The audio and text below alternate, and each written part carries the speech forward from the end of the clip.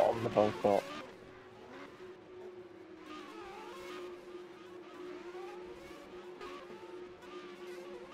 Some drivers having to reverse back to make sure they're lined up correctly. As Polchek winds up at the back of the field, serving his penalty. Back of the grid penalty he received. As we get ready for the lights. 5 lights. And away we go for the 10th round of the GPVWC Supercup round. It's an amazing start by Siebel, Stefan Ruo into second, Dino Paolini up to third, they head towards turn 1. Is there going to be absolute chaos? No, there is not. There is actually absolute chaos here. As you can see, multiple cars involved. That looks like a majority of the front running field. That's going to be Joe Chaper, Fuller, Muscat, Batala, Van der Voort, all involved there in a massive action will start there. Absolutely chaotic. See what happened here. Riding on board Ryan Nash. And just, yep, Van der Voort turning across the front from what I can see. Just absolute chaos from the start. That's what happens with turn 1 here at the Nurburgring. Everyone trying to fight position. Just a very tight entry into the first corner. Siebel leading by an absolute, well, by a small margin here, with Stefan Ruo chasing down his second. He's up from a very decent qualifying position. It is, Paolini and Hector in third and fourth, respectively. That's on Measure It Racing, third and fourth at the moment. William Miller sat in fifth at the moment. He didn't seem to have the pace during the practice session in the qualifying, but could easily work his way if he can get that strategy right. With the mandatory pit stop we have here, so with the Supercup series, we have one mandatory pit stop that the guys have to take in the 34 laps race. They have to change onto the other dry compound, so if they started on the super soft, they have to use the soft, and vice versa. We see fight before 11th between Tobias Polchek and Jack Mayer. Jack Mayer reserving here for him team. Tobias Polchek down the inside into turn 1. To be able to get this racing, he's got to be last of the late breakers into turn 1. There, gives him room. He's going to get to the cutback to be on the outside of turn 2. Not going to be able to make it there. He's going to have to wait till the second sector, because there's nowhere else where to take to the first sector, as Jachowski getting part on the outside of Shepherd. As I say, you can't overtake through the rest of the first sector. You obviously can as Jachowski gets past Shepherd into 12th place. Dennis Jordan back in 14th at the moment. You see Ryan Nash is trying to make a move down the inside of Tapper, gets the move done. Great drive by Tapper there. We're not having an accident, because it has been seen. As we've seen that one of Chris Shepherd making a move on Jachowski as he goes slightly wide through the hairpin. Up through the Schumacher S now. You can get the run off here. If you can get the line, you can get a great run down into the next left-hander. But nope, Jachowski backs out, lets Shepherd keep the place, working on the run down towards the front chicane.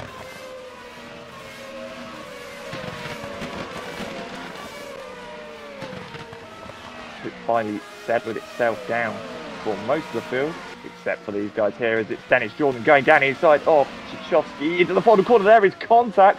Jordan nearly spinning out. Jachowski and Shepherd having to cut the final chicane there. That is all in avoidance. Just a very late braking move by Dennis Jordan didn't work out.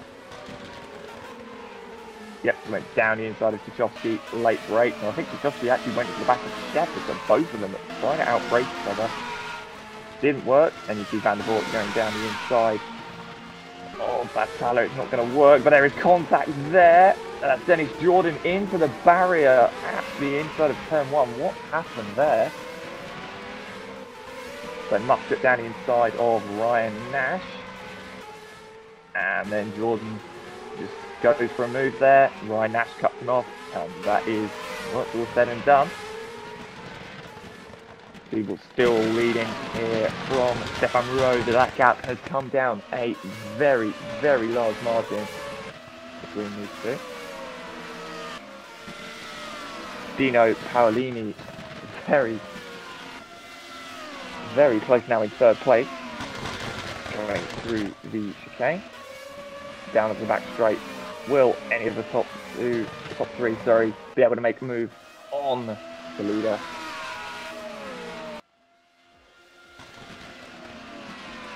Nope, we're going to the inside to break the slip, try and break the slipstream, even though he's behind.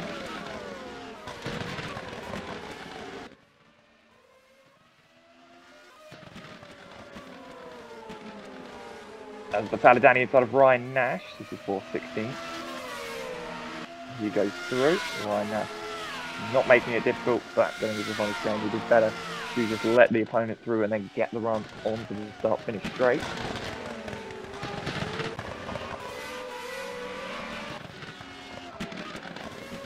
And that's by Polchek down the inside of Rob Mason there. It's fighting side by side through turn through. Polchek, oh, nearly spinning out on the grass there on the outside of the curb. Letting the car run out wide in this fight for 9th place.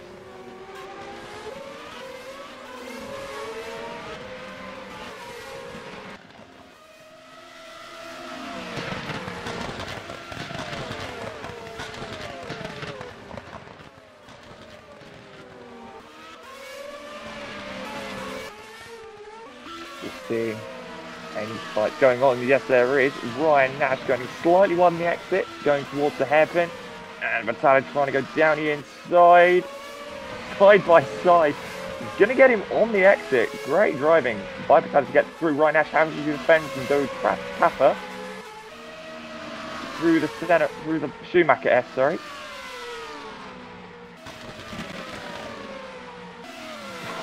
A lot of crazy fighting going on here.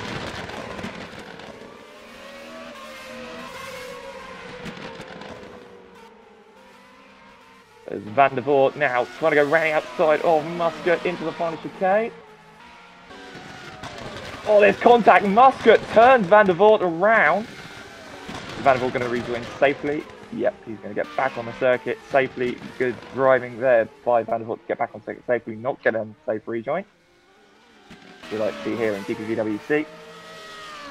And Thomas Polchek down the inside of Rob Mason into turn 1. He gets the move stuck. This fight for the lead, now a 5-car fight for the lead at the moment. Everyone's just sitting where they are at the moment. The only change is Wupke Herkstra has gone past his teammate and is now chasing down Stefan Rouault, who is in 2nd at the moment.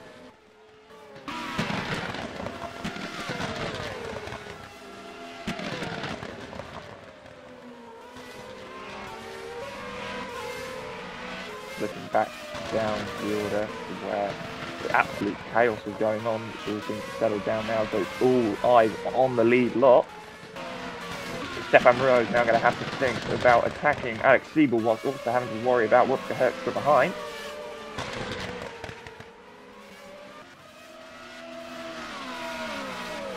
Coming towards the final chicane here. Getting very, very close. It seems that going down the back straight, the Stefan Rouault can close right up to the back of Siebel, but it just doesn't seem that they can make any sort of move, or they just don't want to make a move just for the sake of getting through this race. Wouldn't blame them either way. Looking at the GPVWC general chat. As you see, Stefan Rouault going very wide, trying to make a move on Siebel there.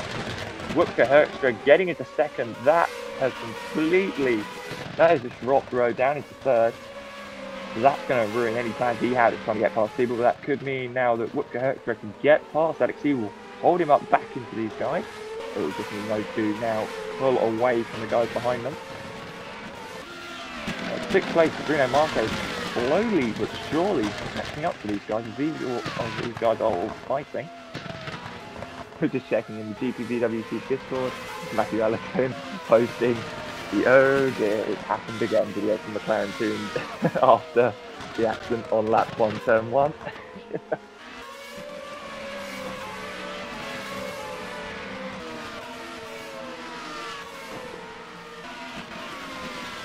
As Erhan Jachowski is out of the race here, I'm not sure why. I'll have a look as to what's gone on. Jachowski. Oh, he's just gone. Oh, he spun out backwards into the wall. There goes the rear wing. That is from out of this race. Unlucky for him, he was running in a solid midfield place. Looking good for points here. Woodke Herkstra is really putting the pressure now on Alex Siebel. Is Alex Siebel going to crack and moving to the inside off the second towards turn 1? Right on the back in the slipstream, breaking out to the outside of turn 1. Going to go for the cut back to the outside of turn 2. Not going to work. So order remains. Alex Siebel from Woodke Herkstra 1 and 2. But now Stefan Rouault is actually very close to the back of these guys now.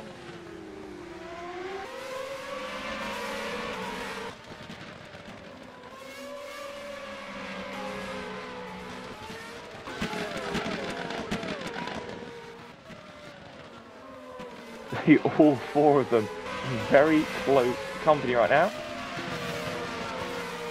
Going through the Dunlop curve at the bottom of the circuit. And working their way up back through the Schumacher S.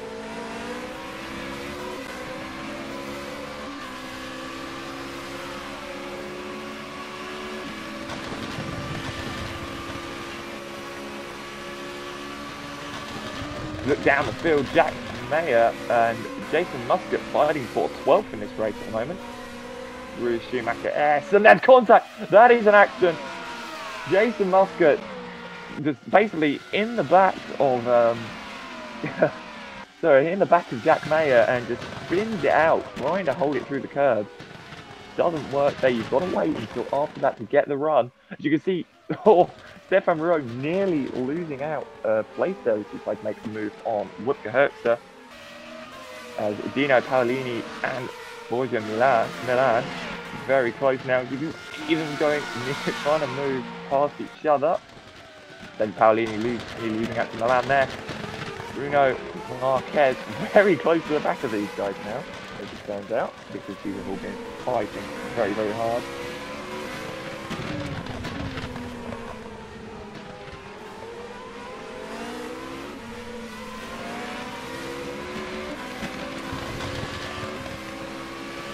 Very, very close quarters between these guys.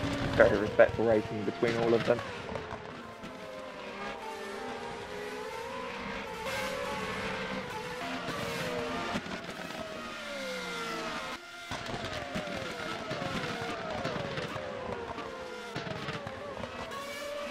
The only retirement so far is Erhan Kachowski with that spin earlier on. Otherwise it is everyone else running in this race. 20 cars remaining here.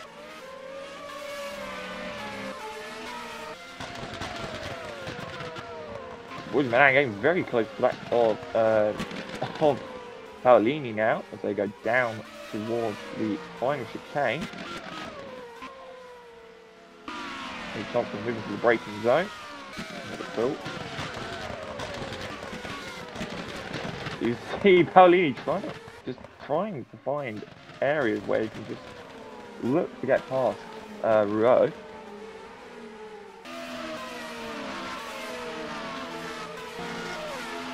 Seeing Alex Siebel seeing this is a good chance to just focus on his lines and just gap these guys behind them. They're all fighting between themselves for second place.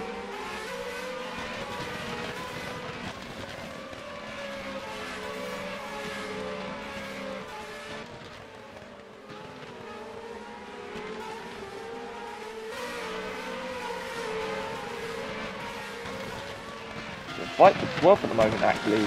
It's very good, actually, at the moment, between Jack Mayer, Trevor, and Dennis Jordan, with them going side by side through turn 1.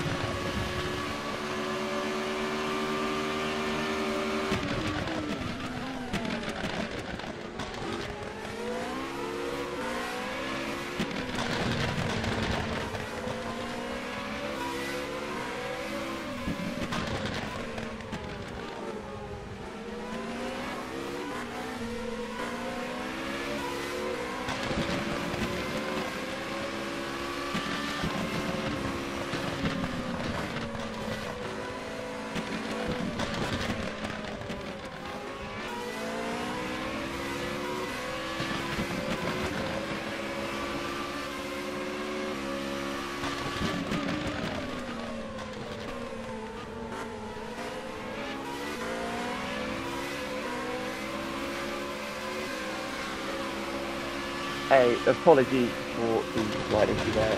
James has crashed.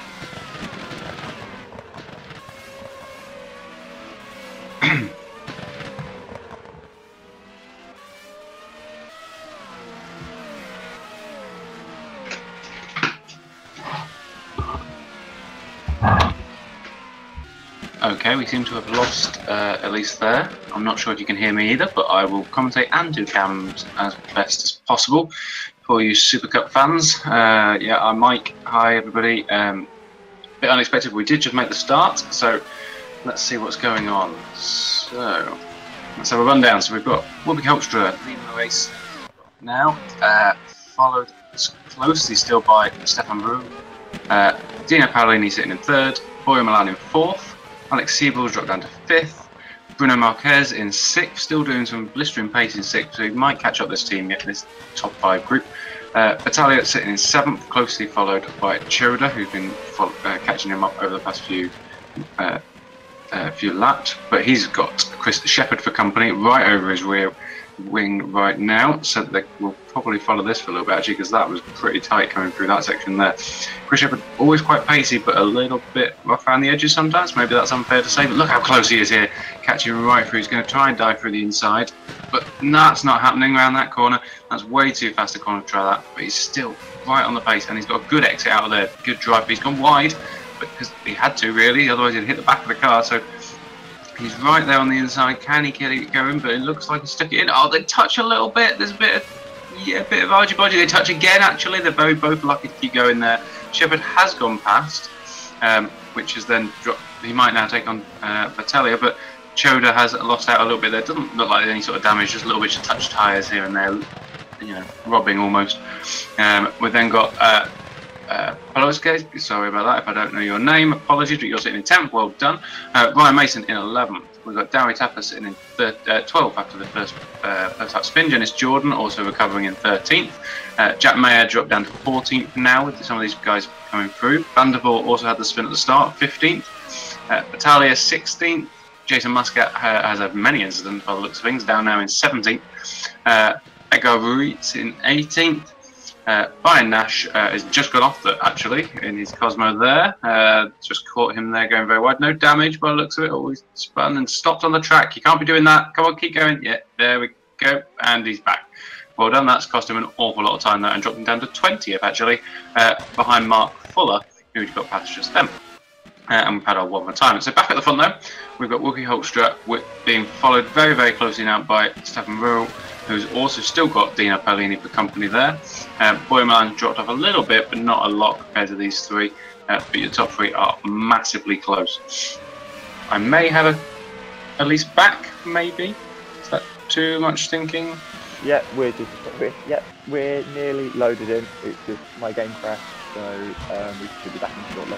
Happens to the best of us, mate. Really does. Hence why the broadcast went live with what, about 5 seconds before the race starts. That went well. Anyway, we're 13 laps we're about in. live before. Yeah, nothing like your first broadcast for GPVWC, eh? So 13 laps in, and we've got a great race ahead of us by the looks of it, and a great 2 races, because we've got a race after this as well. So let's see what's going on. So Whoopie's still very, very closely followed. It's incredibly close. We're starting potentially to be getting into the pit window now. 34 lap race, so you know. Oh, having said that, let's watch out, because now Whoopie Ultra's under massive pressure. In fact, been taken. If they can stop it, doesn't look like Raoul can stop it. He's going to come for the switch back, but he's got the inside to corner 2, but no, all the way around the outside.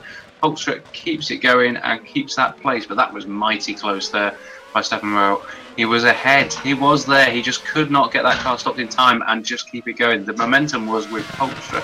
You know, now the problem he's got now is it will start coming under pressure if he makes any errors anywhere, trying something too drastic. Although there's a lock up there for Ultra, could give Raoul a way in potentially, but no massively harm done. But yes, we could see the pit window starting in the next couple of laps, really. Obviously, Evian has to do a pit stop. You have to change compound tyres. So at the moment, 34 laps, we'll probably see him in the next couple. Some people will try and push him a bit further, because obviously different compounds last different lengths of time, and you prefer them as well. One will be much faster than the other. We have gone, let's see where we're at otherwise. Let's see what's going down the field. So we've got Paolini in 3rd, Milan still sitting in 4th, a little bit of a lonely race potentially now, looking at the 3 in front, but he's there to pick up any pieces. Alex Seabolt down in 5th, also now looking a bit of a lonely race. Marquez still going strong, still trying to catch up, but just looks like he's a little bit behind the rest of the moment. Chris Shepherd, though, battling through the field, so he has now got past Batala and has now moved up to 7th, so he's a bit of a man on the move. Last couple of laps, he has managed to get himself a couple of places. So that puts Battaglia down to 8th. Choda still sitting there, chasing them both down. So actually both Shepherd and Choda have both caught up Battaglia there. Oh, what's going on there? Muscat. Let's keep going down. Polscat in 10th. Mason in 11th. Tapper in 12th. Dennis Jordan in 13th.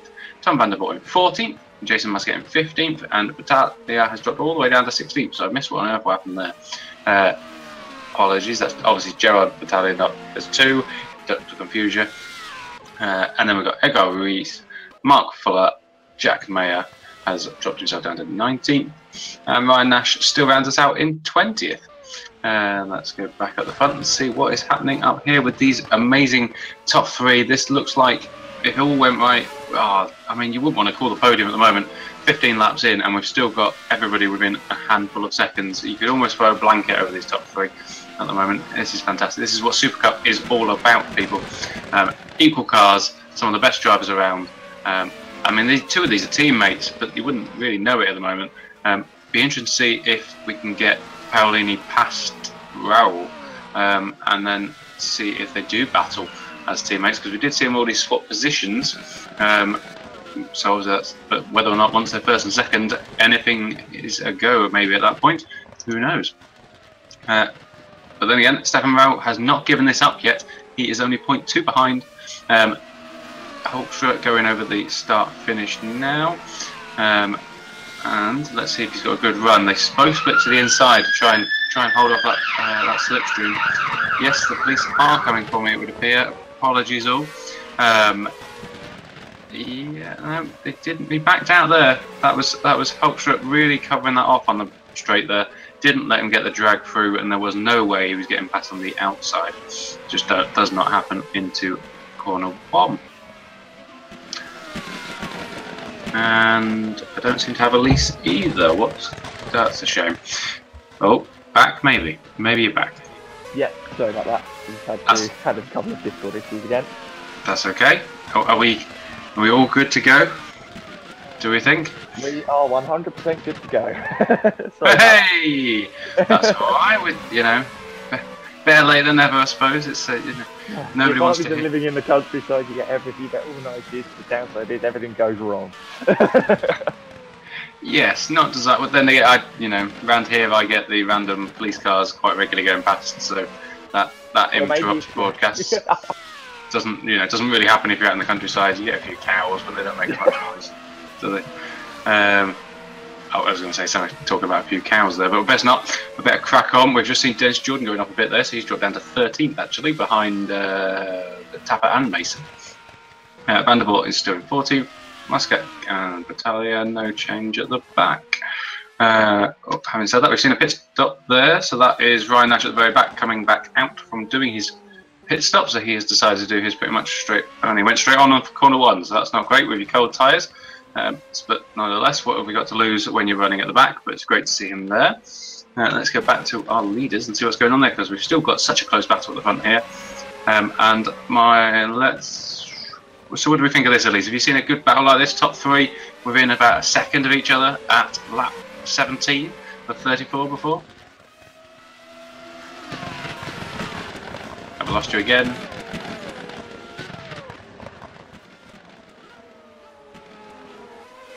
So it would appear. Okay, you're just stuck with my dulcet tones, I'm afraid. Apologies all. But we will battle through this. We might get there. Oh. My Discord's been having a hissy fit all day. Okay.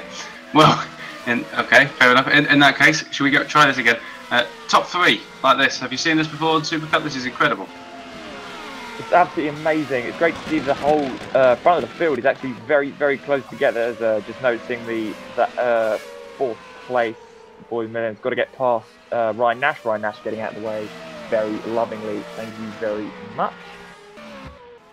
See these top 3 is absolutely amazing. From the start of the race, these guys have all been really bunched up together. It looked like it would have been a 5-car fight for the lead, but ever since Alex Steeble's dropped back, it looks like it's only been between the top 3 or 4.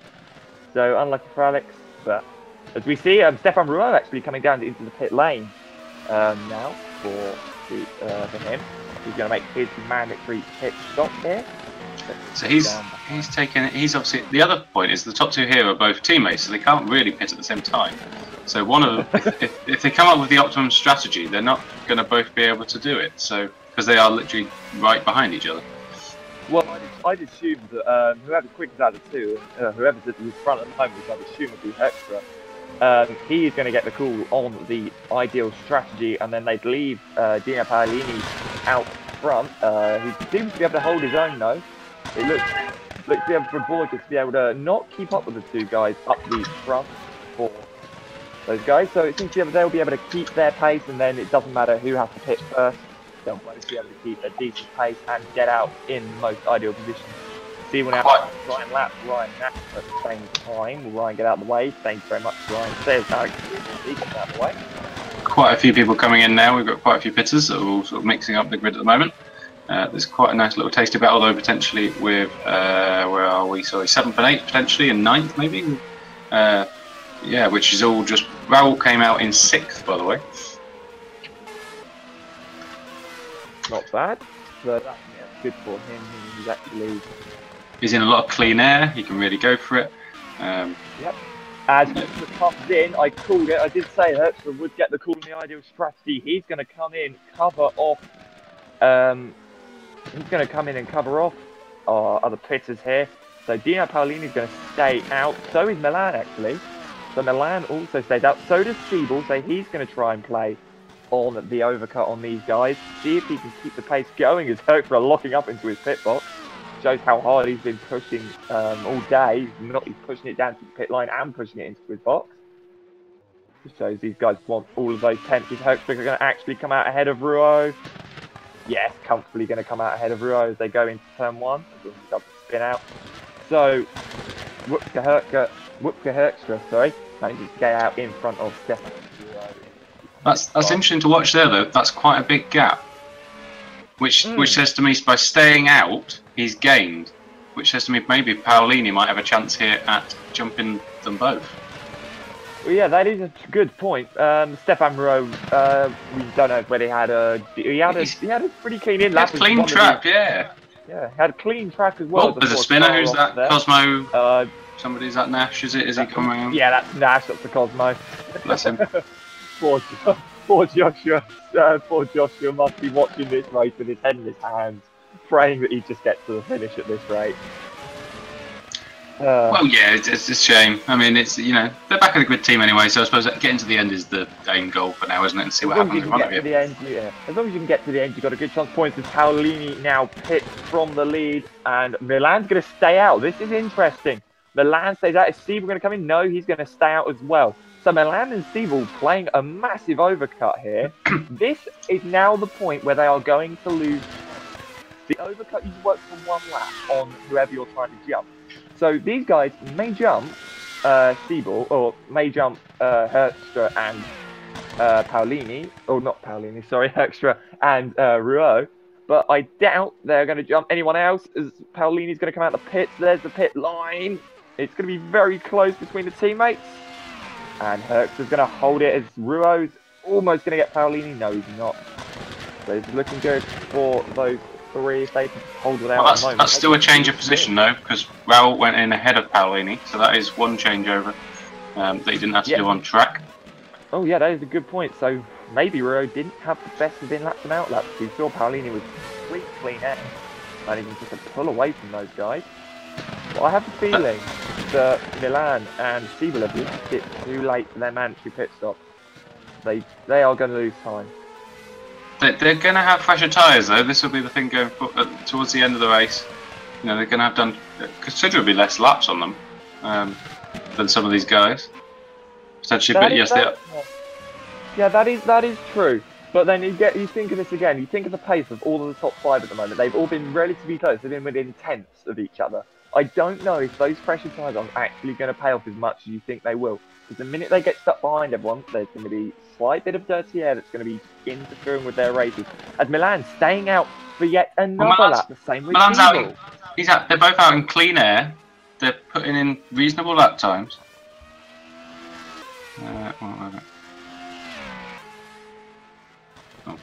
Okay, apparently I'm quite loud. Apologies all. Let me see what I can do about that. I'm drowning you out apparently. Thank you for the feedback all. Thank you very much. There's about a 16-second gap between Milan and Herkstra at the moment. So at this rate, we're looking at. Oh, depends what really the pit delta was. I didn't actually really look at what the pit delta was. I don't know if you did at all, Mike. To be honest, no. I was concentrating. I'm doing two things here at once. Let alone concentrating on pit delta. Though you're taking the mic. Come on now. I can barely multitask, let alone triple work. Like, jeez. But nonetheless, yes, we're seeing a few people pitting now. Tapper's in. Roots is in. Who else has come in? Most people have kind of done their stops now. But boy Milan still running around. Still running around in the lead as well with clean air. Yeah, interesting. I mean, Milan up there though, he's now doing 37.8 last lap, for example, but Hulkstra in his new tyres and 37.1s. So there is quite a considerable difference. Yeah, considerable difference, but still able to keep a fair enough pace so they're not losing too much time. Although I really wouldn't stay out any longer than this. Obviously, I've come from a background of engineering, so whether my engineering is failing right now or not, it's a different question altogether. But well, it should be said. Well, new fastest lap actually there. In fact, new fastest lap again. Both Hulkstra and Paolini then just beat each other's laps. So that was a 36.7. So that's a whole second faster Paolini is than Milan at the moment. Full second a lap. Adds up. Milan's. Well, if you want a fight, you're going to go. If you want to fight, you go down to P16 at the moment. P16, we should go and have a look. Oh wow! Okay, yeah. Oh, yep, that's very. Well, Roots just came out of the pit, so he's now on his fresh rubber and enjoying life. I think Tapper working his way through as well. Somewhere. Where am I? Yeah. Just looking at what everyone else is doing still. We're still Should be said though, Seabill's still going as well. It's like, and Milan's actual background is endurance racing. Maybe he's just thought, well, this is an endurance race. I'll just keep going. I don't know. Well, the thing is, if your background is from endurance racing or anything where it is a really long race, you're gonna have that ability to save the tyres enough and keep a consistent pace. So actually, saying that, Milan has probably got a very decent chance of winning this, I think. He keeps going. He's going round again. So does Seabill. Do they know something we don't? Is this? I was about to say, although I was about to say, we should be pitting soon. We're about to run out of laps. Well, we're still on 23 out of 34, so I suppose it's the window they're still all right in. But you're right. I mean, but are they? They're not really in any risk of coming out behind anyone other than the top 3 anyway. So I suppose, why not? You know. Yeah, it is a fair point, actually. They haven't. The guy behind that, Vatello is miles off that. He's 27 seconds off the lead currently. That's 10 seconds back from Raul in 5th. So that'll be roughly where these guys should hop out of the pitch, you'd imagine. Yep, that is true. And there's some traffic as well for the leader as well that's going to be coming up soon. So hopefully you can dispatch of that very soon. I'm not sure that is Fuller. Poor Fuller, been running at the back all weekend. Hasn't really found any pace here at the Nurburgring. Milan's still doing find some pace in the future race. 37.4, which, you know, 2 tenths off Raul was still doing. I mean, that's not bad at all. No, it's not bad at all, actually. So he's keeping up a decent pace. And he's still going to stay out another lap. So, as long as he's comfortable and he's able to set decent enough times, what's to actually stop you staying out? Other than the fact you have to make a pit stop, I suppose. That's about the only... that is the only rule, and it's quite a big one. I suppose you could do it with 2 laps from the end or something like that and just hope that everyone else has got messed up in traffic and stuff. Yeah. Paolini, 36.5. Very, very close now. I was about to say the Medric guys are very close to each other now. They're separated not even by a second. Interesting. Paolini just finding some pace on these new tyres. Well, he really is. He was 6 tenths quicker than his teammate. That last lap alone. I mean, that's impressive stuff. Yep, and Rose dropping back from both of those guys. So I think Rose struggling on those new tyres. Actually, as we speak about it. Perla's Tech is in for the pits. He's doing his stop, so he's dropping down to about 14th, 13th maybe, depending when he comes out. I think the the other 2 that are still out of sync by the looks of it, other than the top 2, obviously, is Muscat and Battalo in 8th and 9th. I don't think they're where they should be. Could be wrong. I mean, obviously, no disrespect, but I think they've still got pit stops to do. Yep, as Milan going through the final chicane. He's just gotten dispatched of Fuller's backmark traffic. He's now going to get past Jack Mayer. Jack Mayer reserving for Tom Hinz's team this race. Doing a very good job of it as well, actually. Running very decently for... He was saying he's running down in 18th, but I'd say still say it's pretty decent for a guy with very little practice in these cars and very little setup with this car. Well, yeah, it's always impressive. Job. I'm just thinking as well, we're now at 25 laps done. Like, these guys, do they just not like the other tyres? Is this just how this works? They just like these tyres, we're happy. Well, I think they know that Herkstra and Paolini are actually fighting each other now because they are very, very, very close to each other. So they know that those 2 are going to be holding each other up so they can gap as much as possible, keep it going as long as possible, come in the pit and come out ahead of both of those guys. So this could actually be a very good ploy as long as Jack gets out of the way, which he does. So this could actually be a very good strategy tool by these guys. To be honest, they're not gaining time on them in any way. There's like they're kind of hoping they're going to be run off the road or something. You know, like there's 4 seconds back from Milan to Seabill, and then he's 10 seconds up the road from Hawksborough. A pit stop's at least going to be 20, like, or near enough, you know, somewhere around there. So you're going to be dropping yourself all the way back Well, to in that behind case, Raoul. well, in that case, since lap 21, the gap has come down by 3 seconds. Then, as Milan finally coming into the pit lane, Siebel going to follow. No, Siebel's going to stay out. So, don't know what Siebel's doing. He is now definitely left it too late. If Milan is only coming in now and they've dropped enough time, they are going to lose a lot more time in these stops. Milan pitting into his pit box.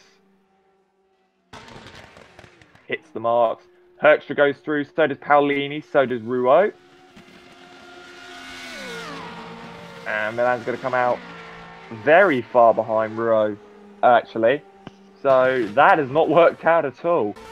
Maybe I will be right. Maybe I am still right, and they have left it too late. Yeah, he carried into the gap we expected. It would be interesting now. Actually, him and Siebel are only 4 seconds apart. I suppose depending if true, Alex Siebel stays out any longer, maybe. But yeah. Now, obviously, I kind of missed the start in a way, and I was looking for. But we have got the different compounds going on. That Milan is actually on a different compound to the others now. That is true. Is Milan on the softer or the harder compound of these two guys? He's on the white walled. Yeah. So, yeah, he's on the white walled tyres, so he'd be on the hard tyres out of these guys. So he's actually effectively going to be slower. And I'd assume Siebel's going to be doing the same. So I think Siebel's trying to run as long as he can on the soft, so he doesn't have to ruin his time on the hard.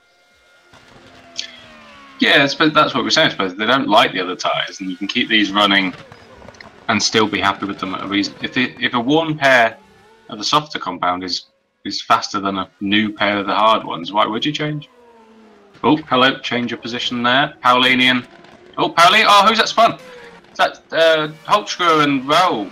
That's Herkstra. Herkstra's gone. Raoul touched as well, so he dropped out. I'll have a look at what's gone on there. Have a look at Herkstra. Holtzschuh's going in the pit lane as well. He hasn't got a front wing.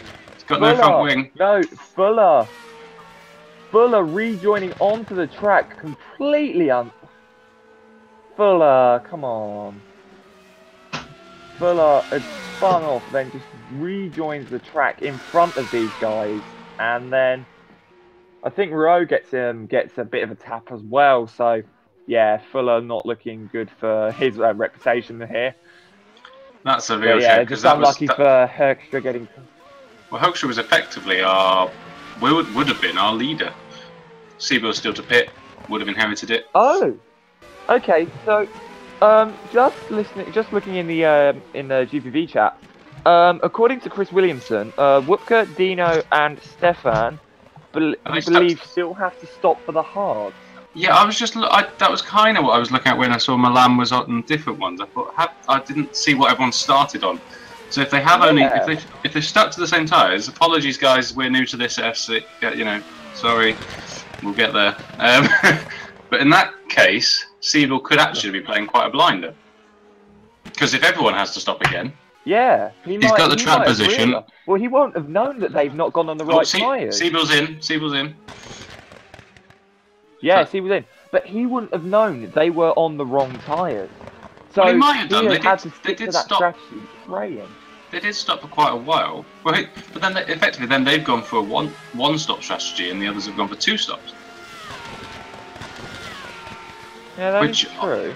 On a 34-lap race, I can't see the benefit. Yeah, he's changed to the hards now. So him coming out. Milan's already passed. So Chris might have just given us something. Is going to be very controversial at the end of this race. I would very much trust Chris, being the race director. I'm pretty sure he knows what is going on. So in that case, Milan is actually only 10 seconds off the leader, so would effectively inherit the lead here when Paolini and Raoul pit. So that's going to mean that's going to mean that Milan is your effective race leader then. Well, yeah, because he won't have to stop again. He stopped very late. He's on the hard tyres. Done. Siebel, there, same, done. Potentially, I'm just seeing exactly how far behind he is. Yeah, I mean, he'll be the one potentially. Yeah, he's about 4 or 5 seconds down the road again. So he'd be the. But then we've seen these pit stops are taking quite a while. So actually, I'd expect those two to be our front two come the end of this race by the looks of it. And this does. I mean, Marquez, Battaglia, and people behind as well have also then potentially got to stop again. But if people are stopping again, we've got 6 laps to go. When are they going to do it? Because Paolini goes round again. Raul goes round again. That is. Maybe they've forgotten. But I did see, obviously I've been in here since the basic practice, official practice. And I did see the race director, Chris Williamson, did tell them in warm-up, or before the start of the race, that you need to use both dry compounds. So either they've forgotten, or they've just blatantly ignored it. Well, I mean, the hards are slow. Like, you look at, say, Milan, and he's about a whole second slower than he was doing on worn softs. So that is a big enough gap to debate using the 2-stop, but effectively you've got to be a good 20-22 seconds quicker over the race distance because you're doing an extra stop to everyone else. Yeah, you have to have gained a whole second on everyone nearly every lap because it's only 34 lap race.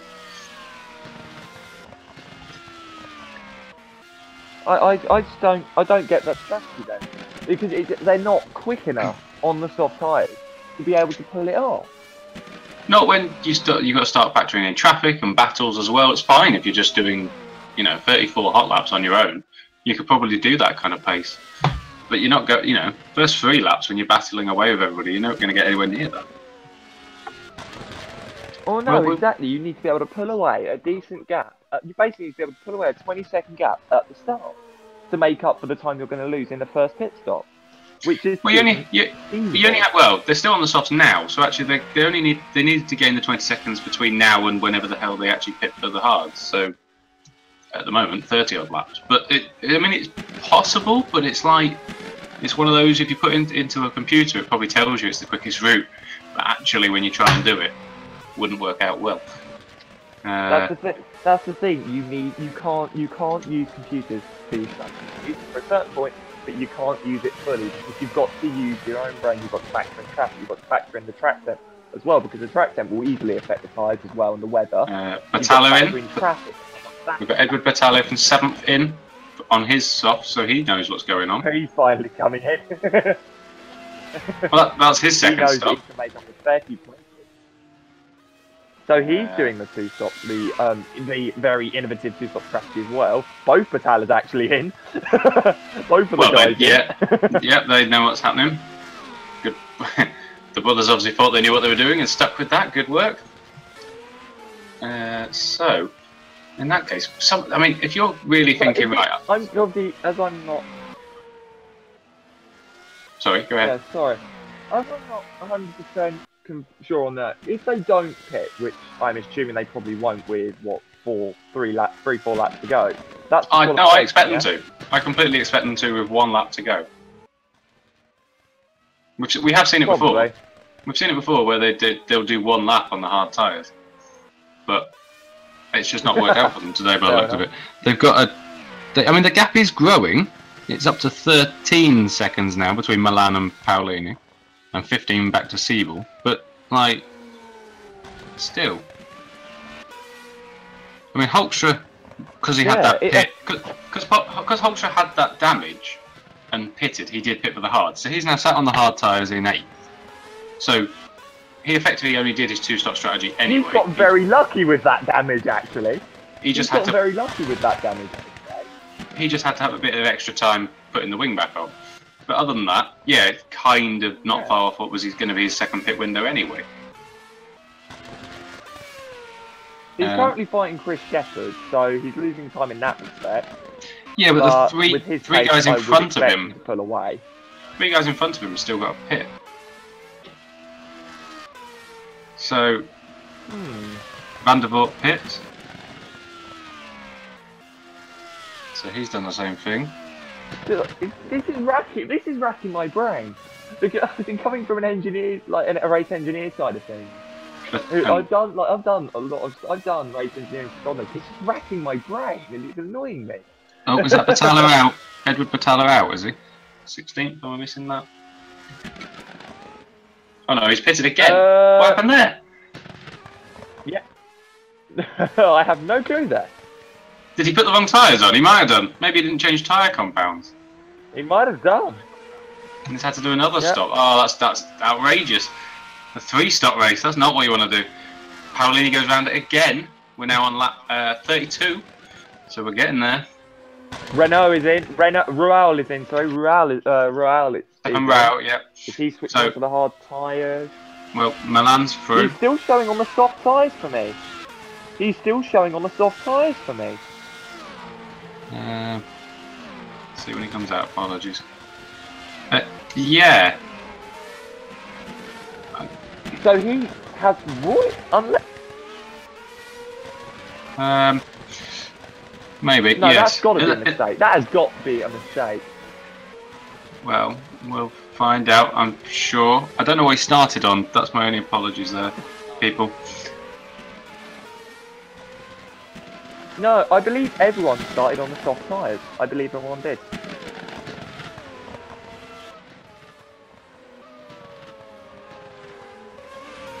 No real way to check.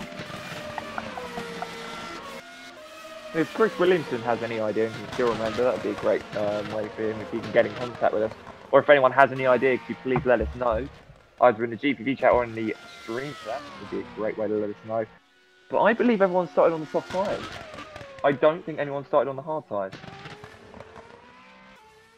I've also just noticed that Bruno Marquez is now fighting for third. So he's having a blinder of a race with those soft tyres at the moment. Well, yeah, sure. Interesting. So Paolini's going around it again. Well, yeah. Rouault is back in. Rouault is back in. So oh it was dear. 100%. We've actually got a battle potentially for the lead here now. Siebel right over the back of Milan. So it's technically not the lead, but it will be in a minute. So they're second and third currently, and Siebel is right on his rear, like going into corner one there. And Rouault changes onto the hard compound tyres, so it was 100% a mistake. That is just that's horrible luck for poor Stefan Rouault. That is unlucky there. It's one of those things. If you don't change it on the LCD on the pit stop, it doesn't happen. Well, is it scary to think he still came out 5th? Yeah, it is. Look, he's done an extra stop and he's still 5th. Tapper's in for his final stop by the looks of things as well, dropping down the field. We've still got Marquez, so effectively we've still got Paolini, Marquez and Roots still to pit. Potentially Nash, maybe. Yeah. I don't know, Ryan Nash is so far down the order. I don't think anything would really hurt his race more. As Paolini's in. Paolini is in. Well, he has to really now, doesn't he? He's only got a lap. He's got. So you called it. You called it 1 lap on the hard tyres. Well, yeah, he's got an 18-second gap to Milan. That's not enough. That is not enough. So we shall watch. But I mean, Milan and Siebel right there now, and they're coming around the final corner. Just over his marks. It still gets the service. Oh, and Marquez in as well. I'm expecting Roots to come in as well, but. And Paolini leaving the pit lane. This is going to be very, very close. He might actually get this. No, I don't think so. He's going to drop the second. Third, I think. No, second. No. Holding second place off Alex. Oh. That has worked in his favour. Wow, that was close. That is amazing. What tyres is he on though? Hard. He is on the hard tyres. He has come out on the hard tyres. Oh, I'm getting stuck because he has his yellow. Sorry, the yellow rims they have on that car. Yeah. Sorry, apologies. Yeah. Hats off to Dino Paolini. Hats off. That is amazing strategy work by him for making that work. Well done to him. That. If you were Siebel though, you would be annoyed. Like. Yeah, I would be very annoyed that I would not have gotten past Milan as quick as he has done. Because that means they've only got this one lap. Boy, Milan might win a race here. Well, good on him. He's more than capable, isn't he? He was always up there with the pace of the guys anyway. So. Yeah, well, easily more than capable. He might win a race here. And considering he wasn't exactly up the front for the whole race, he was, I must say, slightly further back. Reitz in 6th hasn't pitted. Maybe he did start on the hard tyres. I don't know. But this might be a do or die move by Paolini. I'm not sure. No, he's going to hold it. I think they're all going to accept their positions in race 1. Siebel looks like he had. Oh, that was a massive catch up there on that, but that is going to be it, I think, unless we're going to see a drag to the line. But no. But Boylan is going to win race 1 here. Dino Paolini 2nd. Alex Siebel will finish 3rd.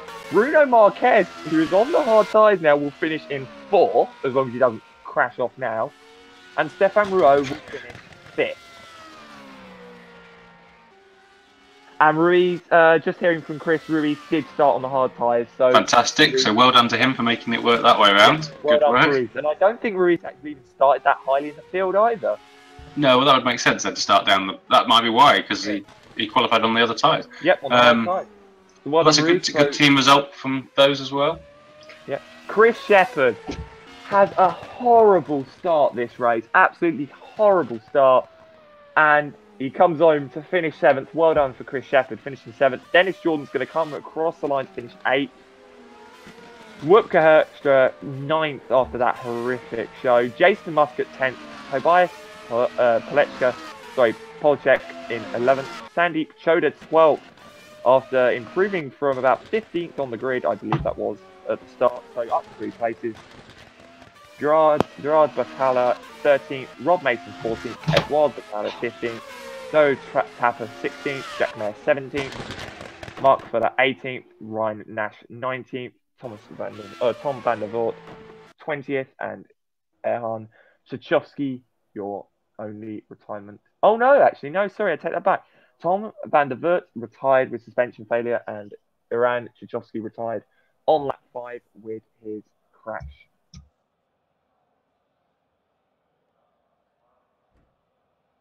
What a race. Yeah, what a race indeed. Very, very impressed by Dino Paolini. Very impressed. Oh, well, absolutely. Well, why wouldn't we be on that? I mean, it's a shame. He'll be more annoyed that he didn't manage. I mean, they had all that issues with the small incident for Hulkskog, but it kind of messed up Paolini as well. Those couple of seconds here and there probably cost him that win. Yeah, I think that could have been what caused it. So that could be a little bit of friction inside their team there, but hopefully not. But it's racing, it happens, and we had a very chaotic first lap, as I think Chris, after saying, "Could you please be careful into turn 1?" I think had his head in his hands and he's going, "Why did I even bother?" But poor soul. But it was a very entertaining race, and it's very enjoyable. Oh, absolutely. Well, from a championship perspective, I suppose the guys we expected to be there were there. So, Siebel, though, was leading the championship coming into this, so he will have dropped a few points to Paolini, who was 2nd there. So that's tightened it up again. Who else was up there? He's now moved on. Dennis Jordan, where did he end up? He didn't have a particularly great race. Did I suppose 8th? That's not great for his title ambitions. And Holster down in 5th as well in standings, coming 9th. That's still more points though, I suppose, adding up, isn't it? Same with Muscat and Raoul as well. So everybody sort of expected to score has scored quite well there. But I'm just going to check actually. Is that Milan's first win of the season? Apologies if I do him any disrespect. I'm sure it will come up for me any second when eventually it loads.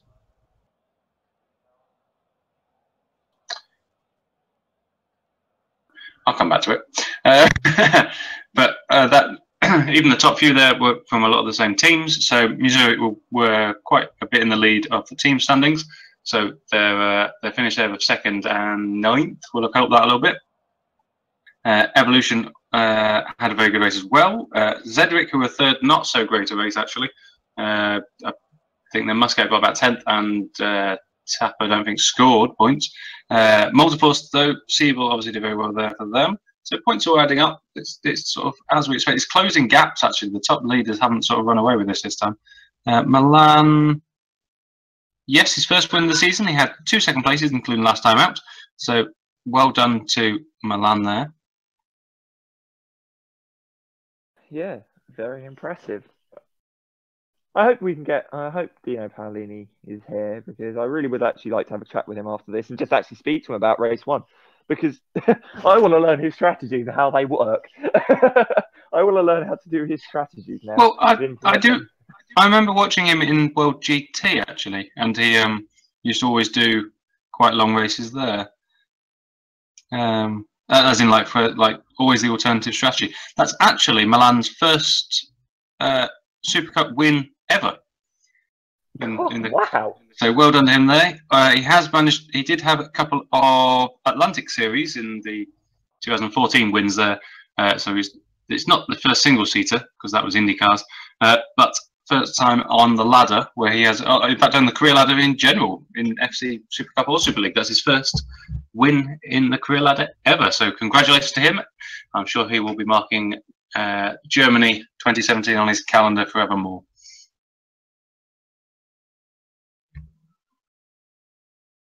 It's enough of statisticians, isn't it? I suppose we should probably. But there was some great racing going on as well. I mean, to have those guys right at the front, battling away so quick, so closely for so long. But we were a good 18 laps in or something before we had any incident with them. So very well done to them. I'm just very. It's my first commentary role. For my first commentary race. I'm actually. It's amazing racing going on. That you threw me in at the deep end. Well, of course. Sink or swim. That's kind of how it works, isn't it? Come on. That's what we do to our GP. That's what we do to our GPVWC commentators. We throw them at the deep end and see if they swim. Pretty much. That's kind of how it works. It's made some people some properly careers. So we've got well, it was a 5-minute gap. We've got about 4 minutes till race 2. We're waiting to find out the reverse grid because it's a random number. We've got 20 laps this time out, so not quite so many. This is the sprint race. No stops required, so we haven't got a reverse grid number is 8. So Jordan is on pole. Oh, Dennis Jordan getting the pole here for reverse grid. Well, that's very good on him. I mean, that's going to be quite well. Yeah, 8 is not so bad actually. When you think, it's in the midfield though. It's in that danger zone for turn 1. Well, yeah, but then we have got some people. We've got some people out of place. So interestingly, because it's 8, Holscher doesn't get the reverse grid. Who I thought was going to be my tip. If it got far enough down, he'd have been tipped. But now he will be starting 9th. I thought. Speaking of Herkstrom, just looking in the race chat, insert curse words here. He finds out he's not reverse grid pole. Absolutely, I was so close there. So close. I think he needs to decide that the gods of fate are not on his side today. I think having had the incident and that, that's not great for him. Does put Chris Shepherd on the front row though, which is an exciting one for me. I actually have bets on Chris Shepherd winning this because that's a bold call from this point. Yeah, well, with his pace in race 1 that he showed coming back from that, and especially with the strategy. Yes, there was chaos at turn 1, but he still managed to make the pace work. I think he'll be able to defend enough to be able to take that victory if he can get cleanly through turn 1. That's always a big if. If. But they are at the front, so why not? I suppose if you're going to do it anywhere, being on the front row is the way you can be, have it cleaner, isn't it? Really, you're more likely. There's an awful lot going on in the team in the chat at the moment, isn't there?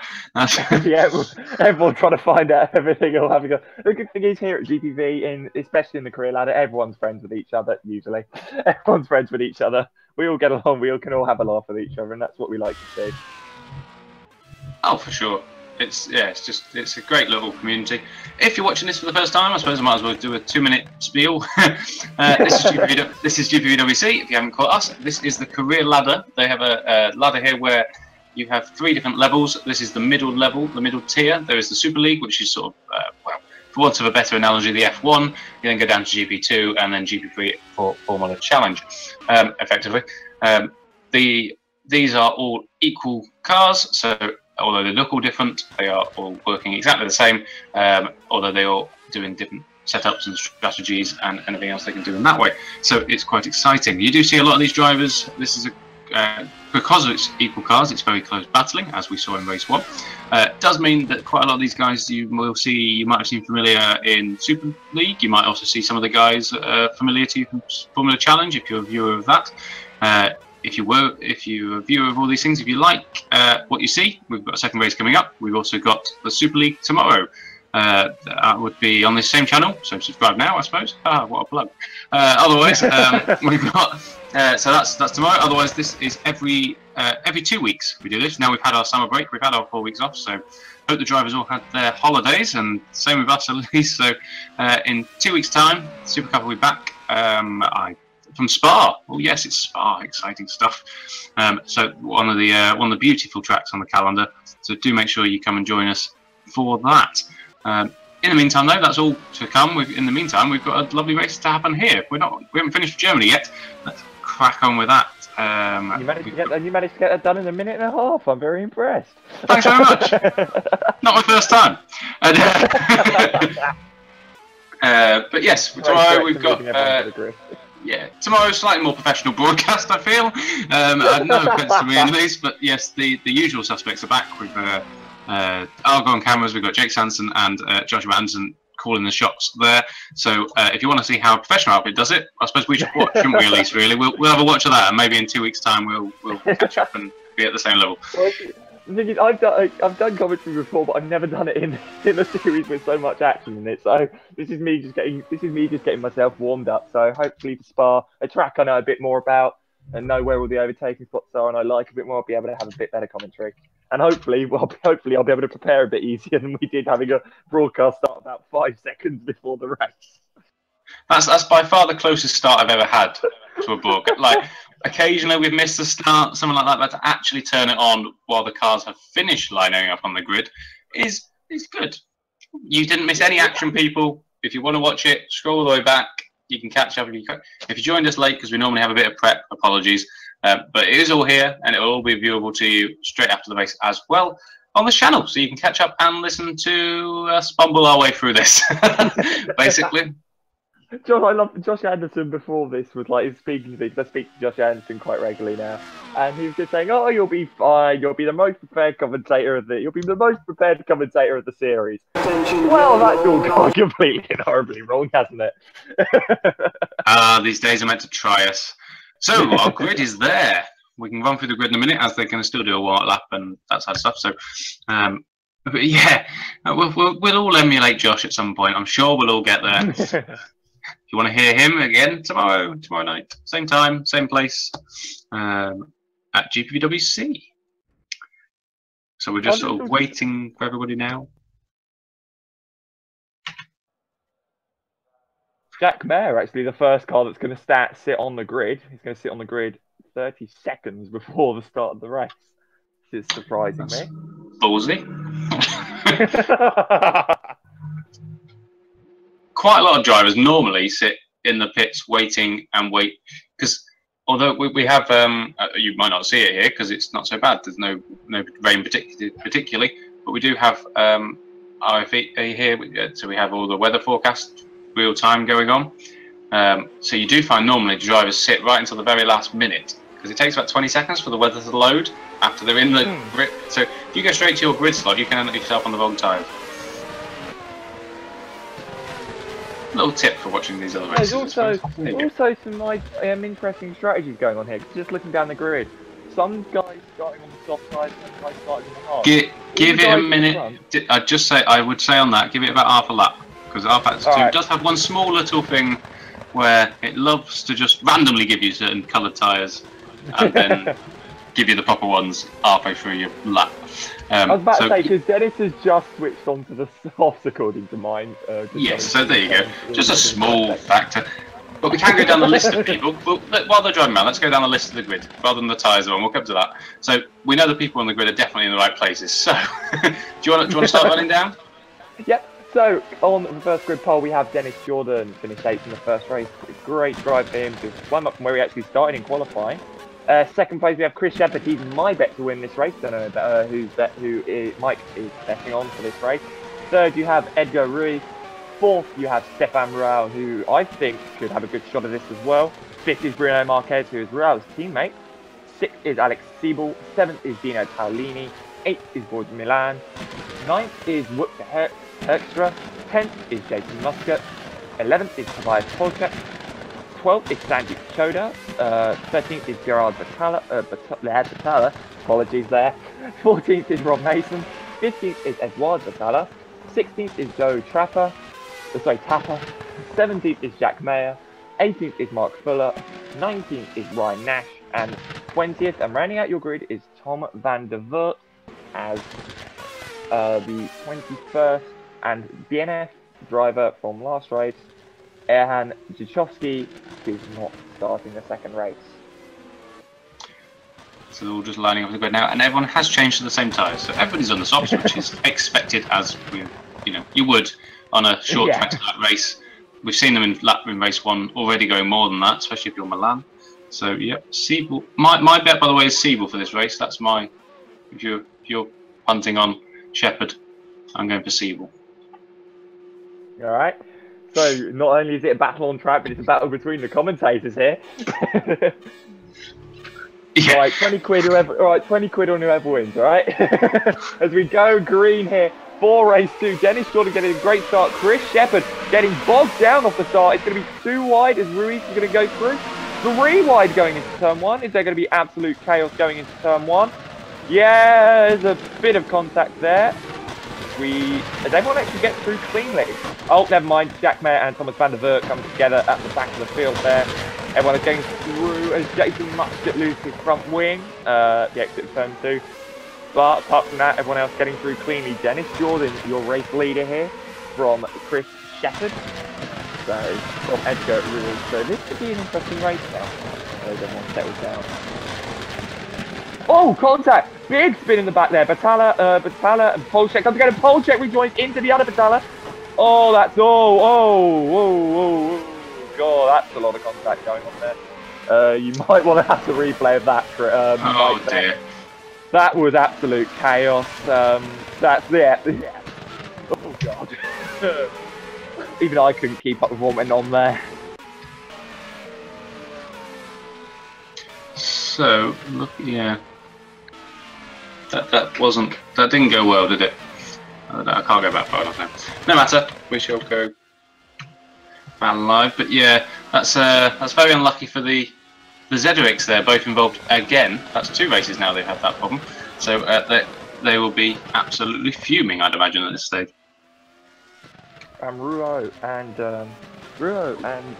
Siebel. Great pass to Elise on the first lap there, actually. Great job. Just done him on the final corner there, yeah. Amazing, actually, to see them keeping through.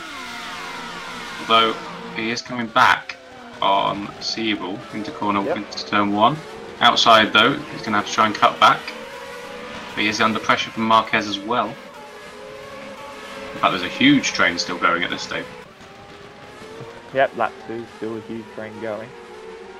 We've got Milan, Paolini, all very, very close still there. Milan, your race winner last time out, not jumped through quite as quickly as say Raul and Siebel this time out, and in fact under intense pressure from Holtra. Yeah, from Hertzka, and Sandeep Choda actually jumped up, I think 2-3 places as well in the chaos that ensued on the first lap. So good job to Sandeep for getting through that. I think Tom Hinds will be very pleased with how this weekend's going for his team so far. But it's just chaos on that one. It's amazing. There always is. It spices things up a little bit. But the front runners generally are pretty clean on these things. It's only if you end up in the midfield, you end up it only takes one person to have made a small error or lock up, and then it all domino effects back. But we have got Jordan at the front, sort of pulling away. He's got a nice little gap out of all of this. He's only 1.1, but it's still there. And they've got himself a second back to Raul, who's under a lot of pressure from Siebel. They have both managed to drop Rules, who's been taken by Paolini, and in fact Marquez as well now, so he's now down to 7th. Shepard sets the fastest lap, so you never know, he could be. Look to Herkstra around the outside into turn 1 of Boy in the Land, sorry. Just amazing. 4, 6. Just rewatching that now.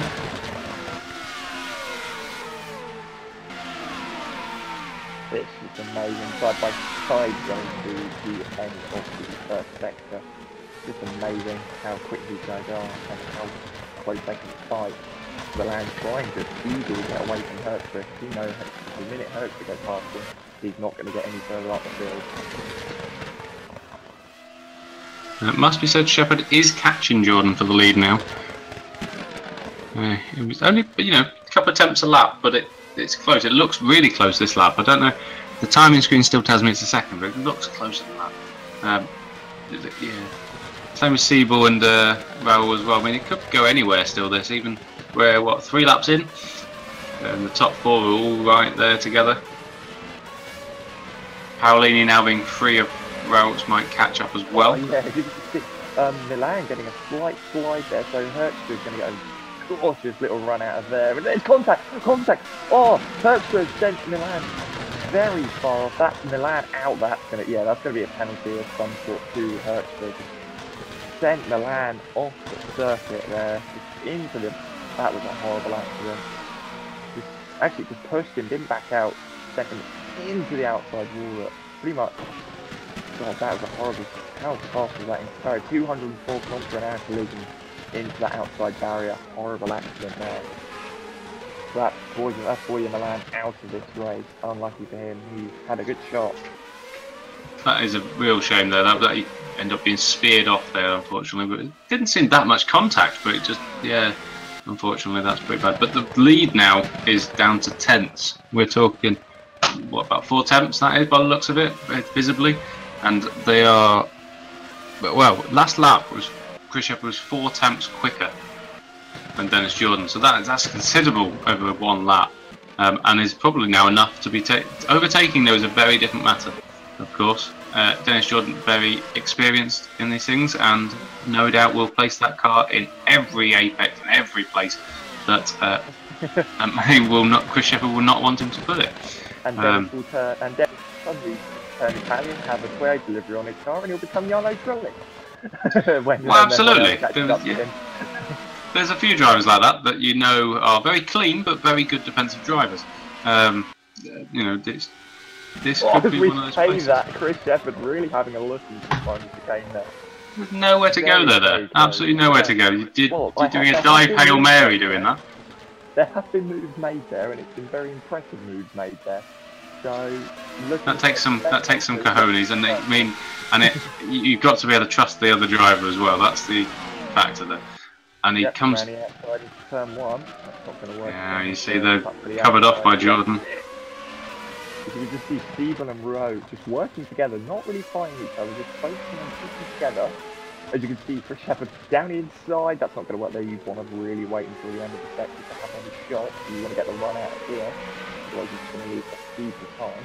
As you'll see, Chris will probably lose a couple of tenths, so it's just going to cost him through the next couple of corners. As it looks like he's going a tad wide there, actually, from my camera. But yeah, it's like we should have said Milan actually is out after that incident, as is Polutsky. Yeah, his engine had a lot of fire coming out of the back of it. Did it? That's exciting. Yeah. Not generally what you want, but it's exciting. We have got a great battle for this top 4 here. I love these reverse grids for this very reason. You get these guys coming through the field who are maybe only a few tenths quicker a lap, but they've still got to get past these people. People like Dennis Jordan are not slow coaches at all. Multiple race winner. Why on earth was he down so low in that? You get a bit of a mix-up. Marquez also goes past Holstra. What's happened there? 7th and 8th. Oh no. Holstra's back past Marquez. I wouldn't focus on 7 8. I'd look at the top 5. Well, Holstra's now off. Holstra's off the track. Spinning, no. rejoined, didn't quite hit anyone, so he's nice and clear, but he has dropped that down to 9th. That's why I just quickly. Shout out to Sandy Shoulder, just avoiding absolutely everything. Currently an 8. Just shout out. Well, sometimes that's what it takes. Yeah, just stay out of some trouble. Like, I mean, to be fair, he's nearly been in 2 accidents, but managed to avoid them both. So good work to him. Good spatial awareness, I suppose. That's what it does take sometimes. Yeah. Ask anyone who's competed in Formula Challenge. Chris Jeff with the top 2 now, with a slight gap over Renault, Real. Now that they will close straight up here, they both get really slow sideways through there. Oh, well, went off a bit wide there. Seaboy's really over the back of him. Coming through that sector a minute ago, he was just right over, and you could just see he was almost holding back a bit. Like, I don't know, because we've now, not only that, we've now got Paolini join the fun. Yeah.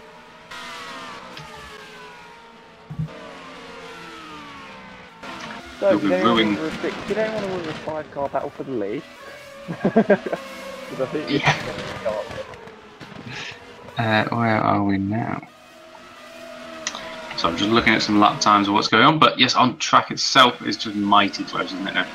Barrel seems to have caught up Shepherd there, and Siebel there was at the same time. It's just ridiculously close, isn't it?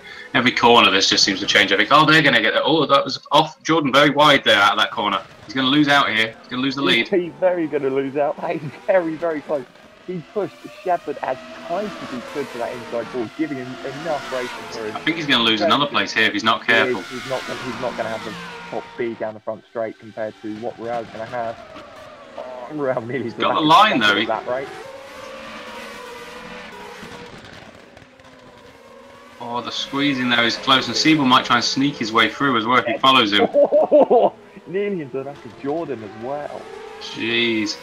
And Paolini's just sat here. You guys come together so I can get through. Well, yeah, I think he was rubbing his hands there with that, going, oh, well, look how close they are with this. Bit of a lock up there from Raoul. Another one, in fact, so Jordan right there, but yeah, that's one mistake like that, one tiny mistake. He went a bit wide. I mean, that's all that was going a little bit wide. He didn't go off really, he didn't do just a little bit wide, and he dropped all the way down to 3rd. I mean, that's just how close this is now. Yeah. And you're seeing Raoul just locking up a lot more. He's just really trying to push that car. And you'll see Siebel really going to pull alongside going to the left hand here and run to Schumacher. But it's almost going to be a 7, nearly 8 off. Well, I would say 6, that's 7 cars if these guys keep fighting, because I'm not even going to count out Edgar Ruiz and Bruno Marquez from this lot, because they are very, very close. Oh, they are, absolutely. I'm looking at Siebel making a move on Jordan, though. Oh, Jordan cuts that off. That was mighty close going into the S's there. Beautiful defensive driving. And it is going to be a 7, nearly 8 car fight, because... And they all go, look at them weaving down the front straight. They all move to the inside and then all move back to the outside again. Incredible. Oh, and... Oh, I'm on board with Siebel watching this, as you guys are. Oh my goodness, watching this from this perspective is horrendous. That was how we've still got a nose cone. Whilst he dives on the inside. Paolini. I'm watching it on Paolini just having... Oh, they touch! They touch! Siebel and Jordan. This is incredible. And Ruiz is now closing in the lead. Look at this. Ruiz is going to be really on the back of these guys. Well, yeah, all this battling is just slowing him down. This is the thing, and Ruiz is not slow. Like and one mistake from any of these guys. We're only on lap 8 of 20 here. They're not even halfway yet. That's a lock up there from Shepherd. That's let Barrel catch up. I mean, that's all it is. One lock up, and you're like right under pressure again, or one slight going wide, and you drop 2 places. It's madness. Apologies, by the way, if you want to watch some people further down the field. Yeah, there's too much going on up here. Realistically, just to suppose, let you know. So other than the top 5 we're talking here, Ruiz in 6th. There's not much fighting going on down the back. No, but just to keep you going, Marquez in 7th, we've got Schroeder in 8th, Woodkey Holster in 9th, Vitaly in 10th, Vandervoort up to 11th, which is good from him, started at the back. Rob Mason, Dowie Tapper, Ryan Nash, Jack Mayer, your top 15. In the meantime, though, back at the front. We have got... This is a 7-car fight for the lead now. This is 7 cars, and you can see them all weaving to the inside, weaving to the outside again. This is just going to be absolutely... Well, gonna have to run on him here, but there's nowhere going inside, mate. You're gonna have to go right around the outside, I'm afraid. That's what he's doing. And he's trying to. He might actually get that. He's gonna have him. He's got the run. I think he's gonna get cut back again. Back on the inside. Yep, good. That's very good. Smart. This is very good. Smart run. Oh, that is mighty fine. He's behind as well. You got Siebel and Jordan going 2x2 into that corner as well. What's going on? That was very, very, very smart driving by That is, and you out and going for it in the next corner. Paolini on Siebel, and oh, it's like a car park. What's going on? We've got Roots on it. We've got Marquez now on this battle as well. We've got top 7. Top 7 all covered by like a second and a half. To the outside at the Dunlop curve. Road to the outside at the hairpin. He's going to lose out to Jordan if he's not careful. This is just amazing fighting. What are we watching here? What is this? Rutger Hertzger and Sandy Soda. I think he's right in the back of these guys. This is madness. Utter madness. What, Ruel's wide. Ruel goes wide. Oh, he doesn't lose anything out, thankfully, but nearly actually getting taken by Dennis Jordan there. I could see really closest is actually Paolini losing out maybe here. Raul's the really going to have a good to do at Paolini. So probably James going to hold the inside one. Yes, he is. That was close. That was close indeed. And I can see Herkstra having a go at Shoda in the background there. So I don't think that will take too long for Herkstra to get past Sandeep there. But this is just amazing racing, absolutely phenomenal. This is what Supercup is. It's just close quarters racing for 20 laps. You're right there. Hulkster set the fastest lap actually there, so yes, he's definitely catching up on them. And we got Siebel and Jordan. He's gotten past Sandeep as well. He's gotten past Sandeep as well, so he's now going to be closing right up. But it's now going to be a 9-car fight for the race lead. Unbelievable. We're only on lap 10, people. Lap 10, you've got potentially 10 laps of this still to go. Oh, dear God. Like, you still happy where your money is? I mean, you should be. He's in the lead at the moment, but... I'm sticking to my guns. Confident? Okay, fair enough. Yeah, I'm confident. Oh, where was that lock up? Who was that, Raul? Locked up. Wow. Yours is in fourth, though. Are you happy with your bets there, Mike? Yeah, not bad, yeah. Ask me again in 5 laps.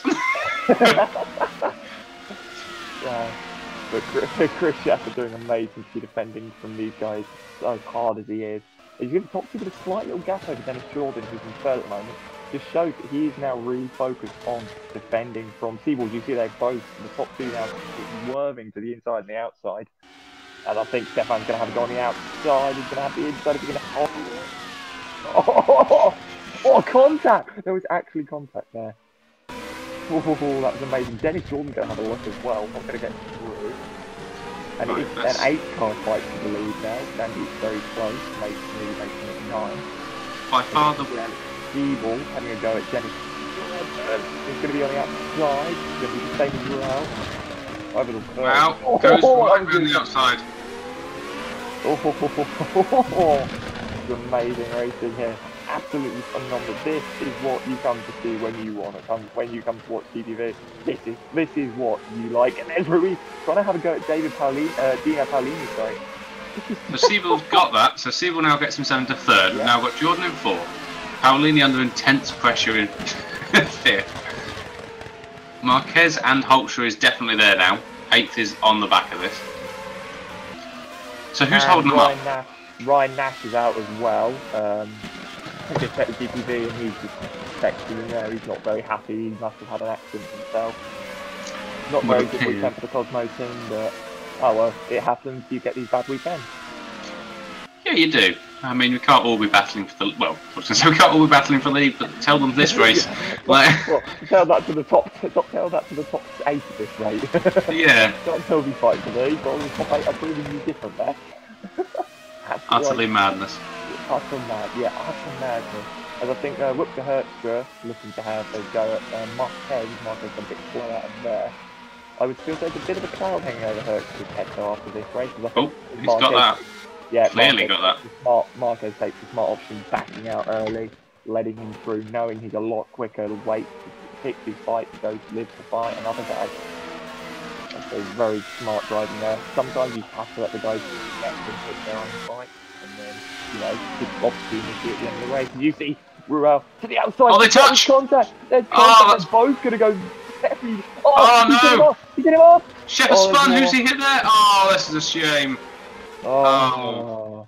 And Shepard's out, Shepard's out as well. Just gone straight out of that. That is a shame.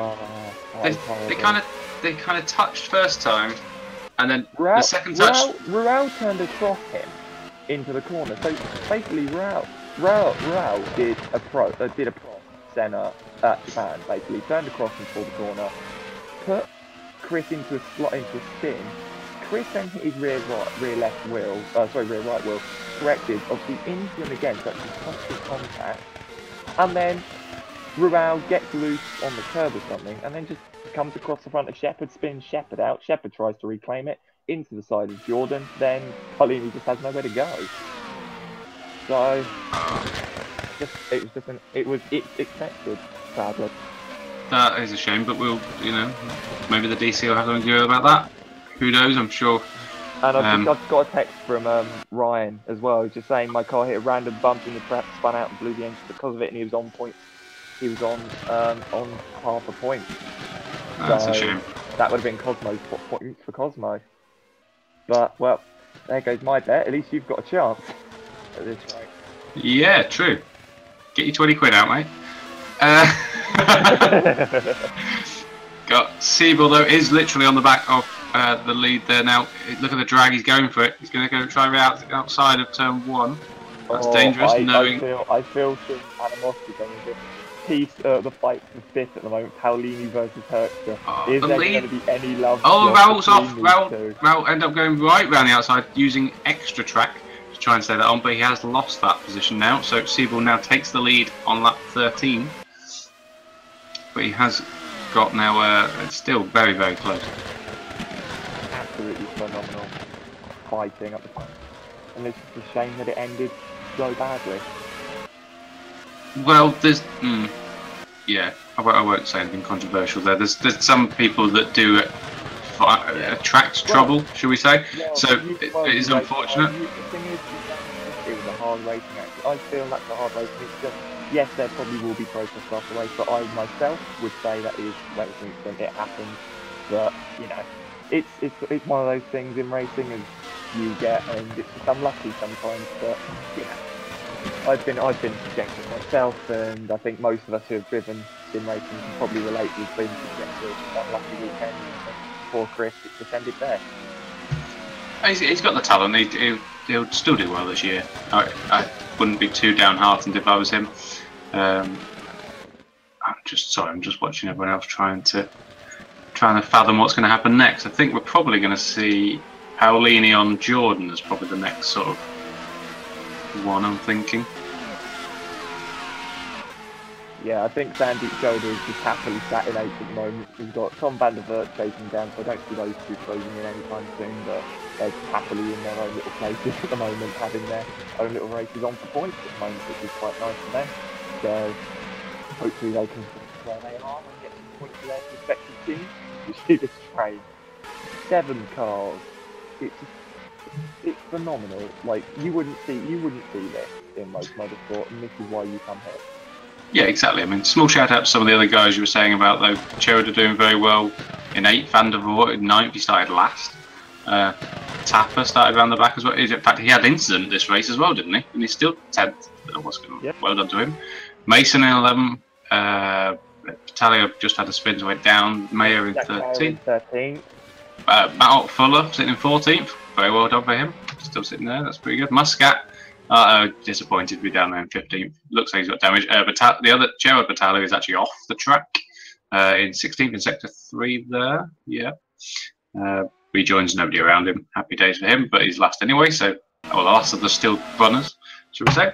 So, should we go back to the action at the front? Apologies, just a small detour there. We're on lap 14 now. Yeah. Lap 14. 6 laps to go when we cross the line. Oh, Jordan getting very snaky there. Yeah, very snaky. Both Polini and Hector go through. Marquez is probably going to get shot on the back on the start from the straight. He can get a run.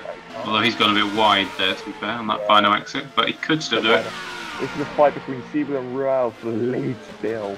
These two guys very, very hard races. You saw in race 1 find each other very hard for the race lead and for any positions they can. And just like, I can't get enough of the TG Racing car. Absolutely gorgeous. And both of them looking for a TG Racing, looking for a double podium in this race. One with Milan and one with Ruiz. So looking good for that for the TG Racing team.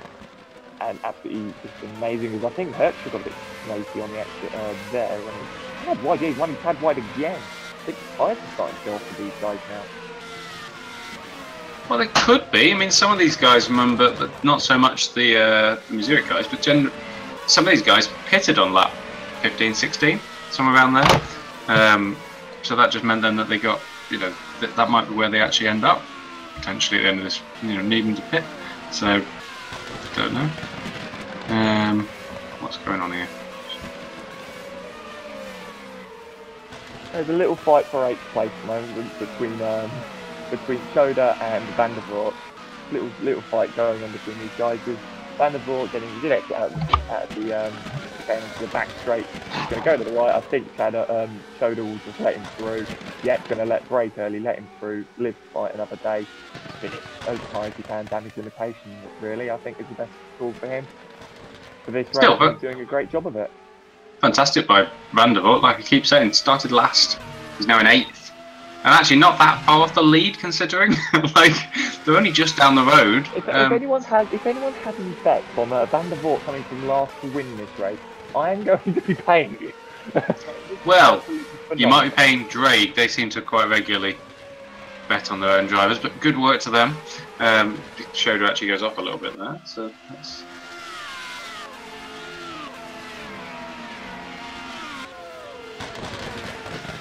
Yeah, it's also a little bit more gaps forming now, potentially, but still mighty close, all the way down to 7th at the moment. I'm still talking, what are we talking, 4 seconds now? I mean, it was about 2 before. 4 seconds all the way down to 7th. Not bad at all. Oh, who's off there? Wow, well, that's one of the Mazuriks. That's Ruiz and Paulini. Ruiz and Paulini off. And that's Sandy, Choda and Van der Voort are going to go through, I think, on both of them. No, Choda's going to back out of that one. Yeah, Choda's not, but Van der Voort has. From last year. I don't think, he might not be finished yet, he might not be finished.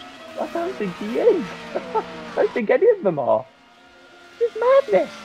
Madness, I tell you. Van der Voort, of course, very talented, has raced many years in Super League, so he's dropped down this year. So, yes, we all know his skill, but that's great to see that he can put it up. And there, Siebel sets the new fastest lap, so that's good for him to keep his lead. But then, instantly, Raul does a faster lap right behind him. Unbelievable. So those two still battling for the lead, still about half a second apart. There's then a little bit of a gap now back to Holstra. I'm saying a little bit of a gap, 3 seconds. Yeah, and Paulini getting past Van der Voort. They're fighting for 6th, and Paulini gets past Van der Voort. Choda able to hold off Edgar Ruiz. They're fighting now for 8th place. There's actually a really nice little fight going on here, just between these 4 guys. And I could see actually Joe Tapper and Rob Mason being involved in this little fight as well, as they're closing in pretty quickly. They're not too far off this fight, and it's Choda locked up into there, and Ruiz getting a bit sideways.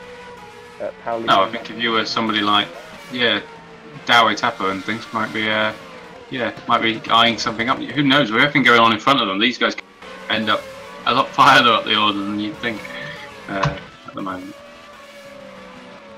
Raul still chasing down Siebel. Still mighty close. Loving this. Lap 17, people. Lap 17. Not many to go now. We are getting there.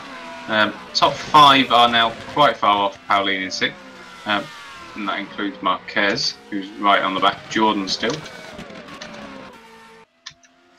But really, the lead is still up for grabs. We've got Siebel and Raul 3 laps to go. Yes, 6 tenths apart.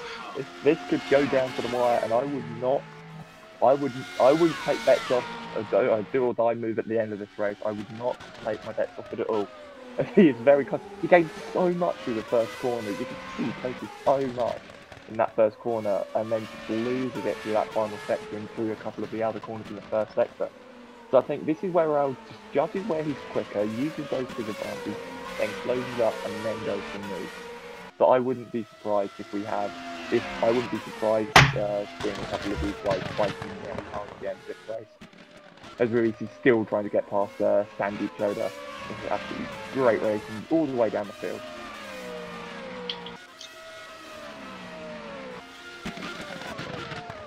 Absolutely. Apologies. Again, my multitasking failing me. So, yes, we are. Have we lost him? No, I'm still here. I haven't died. I promised that. Yeah, too much going on. My heart can't take it. I'm afraid. It's just too much happening. Yeah. Have we lost him? Is it just too much multitasking? Oh, we've killed him. But no, just a little fight down from 13th at the moment between Jack Mayer and Jason Muscat, all the way down to 13th. Just a little fight going on here on lap 18. It was amazing to see that.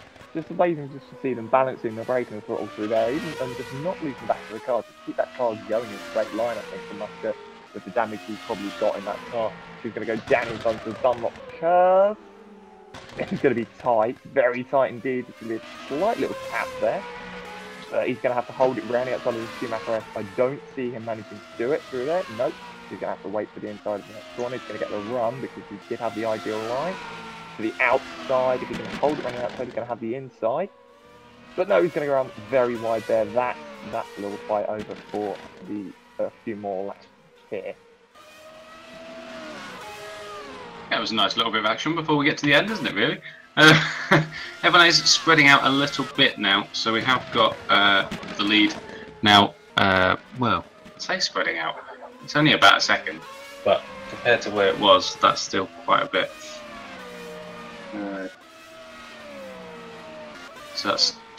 Yeah. Who else? We've still got Jordan under a bit of pressure from Marquez, Paolini on his own, Van der Voort in 7th on his own, Choda on his own, Dowie on his own. Still got a good battle for Edgar Ruiz and Mason, 10th and 11th. That's quite a good little thing going on. In fact, Mayer seems to be dropping down the order. That's him out, I think, isn't it? 15th, yeah. I'm going to say yeah. I'm talking to myself. So yeah, why not? No, Mayer just came in for a pit stop. I think pit stop? I think he burnt his tyres up. Oh no. With a lap to go. Well, 2 laps to go. Outrageous. What do you think this is? Race 1? Oh well. Fair enough. So he's not out. Not but everyone can save their tyres as well, can they? Happens. I guess not, but still. But anyway, Ruiz on who's on that? On Tapper. So we've got 9th and 10th. Or is probably our closest battle. 11th. Yeah. Well, there's a bit of a lock up there for. He's going to have Mason on the back of him. Probably our closest battle still going. The lead now has a 1.6 second gap. We are on the final lap though. And we've got, other than that, everyone else is kind of a little bit spread out now. We've still got 16 runners and riders, which is great to see. I can really see a move being shaped up here, Mason on Ruiz, because Ruiz is losing a lot of time to this first sector to him. To see Mason is just really close to the back of him everywhere to this first sector. He's squirming on the back of it. Some people's tyres will be going though, won't they? Yeah, that is true. I don't think Ruiz... Well, Ruiz started on the hard tyres and he managed to last then pretty much all the way through the race. So I think he probably will be able to keep his tyres going, but I think he'll probably be trying to rip the life out of them by now. But yeah, I think you might win this one, mate. I think you might have this bet won. I'll pay you the 20 quid sometime soon. GPVWC day in drinks is my normal currency of bets. That's kind of how that works. Yeah, we don't pay money, we're paying alcohol. That's kind of, yeah. Don't drink and drive, kids. Anyways, as we get Siebel coming round the final corner now, a bit of traffic in front of him. Don't worry about that. What happened there? Jordan Marquez, 4th and 5th. They're side by side into the final corner. In the final corner. It's going to be very close. He's going to get the run. They're both side by side. Marquez is going to take 4th and Dennis Jordan in 5th. Dino Paolini in 6th. Tom van der Voort, shout out to him. Driver of the race, in my opinion. Last to 7th. Sandy Choda is going to take points in 8th. So we'll tap a 9th. Edgar Roos 10th. Rob Mason 11th. We've now just got to wait for everyone else to come. Oh dear, Edward Battaglia is going to make his way back without any wings on that car. That's a very slim style. He's spun in the final chicane. That was a pirouette. He kept going. He kept going. Yep. He ended it the right way. Well done to him. He's going to finish. He's going to finish. Good driving by him. He's driving a Formula Ford now, but yeah. No wonder he came 12th with the Formula Ford. Yeah. That's a shame. Well, there's the accident at the end. 13th is Jason Muscat. 14th is going to be Mark Fuller, who's basically had a race of his own, kept to himself, finished where he needed to, drove his race, didn't get involved in anything, which is fair play to him. And then 15th is going to be Jack Mayer. And then 16th, having to do the whole lap because the leaders were horrible to him, is going to be Gerard. Yeah, I have seen times before where the person there has just like stopped on the final corner so they don't have to do the final lap, particularly if tyres are going off. Yeah, I've been known to do that myself. I've had like, no wings and I've just slowed down, let the leaders through and gone sod it. That seems fair. Yeah, it seems fair enough. You just finish and then you get your points to go home. But no, Gerard Battaglia finishing 16th. Wow. Well done to him. That was phenomenal, actually. Well, yeah, just wow. I mean, I know it's sort of quieting down with about 3 laps to go, but to have about 17 laps of like unsolicited just action was just incredible. I'm just reading the chat and Jack Mayer, no, I underfueled by 3 litres. We had to do a stop go. Oh, that's a huge shame. That's horrible. That is just so unlucky that happened. Oh. And yeah, as we called it, Tom van der Voort, P7, that's like a win in my book. Yeah, top job to him. Very amazing. So, I suppose we might. So, well done. We got through it. We did it. Yeah, we finally did it. We might as well wait to see if anyone. Yeah, come and join us, people. Let's have a chat. If you haven't had enough of that already, you can tell us what it was like actually being inches away from the car in front and inches from the car behind. And in some people's cases, inches from the barrier. Yeah, or yeah, or in some cases actually in the barrier, but we won't go into that. No, generally that's absolutely fantastic. So that has extended Siebel's lead of the championship, though. As we said, coming second. Yeah, came second, didn't he? First race? That seems so long ago now. My God! And then winning that one. First and a second. That's amazing driving. Well, we have someone wanting to come and say hello to us. And we are joined by Wupke Herkstra. We'll bring in a wild Wupke. Hello. Hello, Wupke. Hello, guys. Unlucky race for you, obviously in race 1 with the accident near the end of the race with Fuller. Can you tell us what happened, because we didn't exactly quite catch that? Fuller spun in the last chicane of the track, and I just tried to avoid him, but I guess I slightly hit him and my front wing went, and then I spun around, so I lost a lot of time already, and I had to make the pit stop a lot earlier than I needed, than I wanted actually. And yeah, the hard tires were terrible for me, so after that I made a few more mistakes, which was very unlucky. That's really unlucky for you, because you honestly, you had the pace. You could have had the pace to win both of those races there, dependent on where you'd finished in the first race with the reverse grid. Do you think yourself that if you hadn't had that issue, you probably could have had a chance to win, knowing all the stuff that happened in the other races? I don't think I would have won race 1. I think P2 was definitely in it, considering where my teammate finished, and he was just right behind me. And he had pretty much the same pace as me, so I couldn't have done much better than that. But yeah, in race 2 as well, I think I could have done a bit better than third. Maybe I could have battled for the lead, but I'm not sure. Maybe I would have been taken out by someone who didn't take me out now. Yeah, that is just the luck of racing there. And we saw as well you having some amazing fights with your teammate. Do you think was there any like orders at all during that race, or did you just both say to each other, "Go hard and race for it"? Because we weren't sure whether there was actually a little bit of orders there when you swapped. We don't have any team orders. We just decide for ourselves what's the best to do, and we always, we're always careful not to hit each other. But yeah, sometimes I let him go if I know he's on a different strategy and stuff like that. But yeah, in general, we like to fight for our positions because we're both doing well in the standings, so we're both having a shot at the title. So, well, yeah, when it came to you were both at the time leading first and second, and you had to take your pit stop. Did you get first call on that, or did Dino, or how does that work? Because presumably you work out the optimum strategy and know when you want to pit.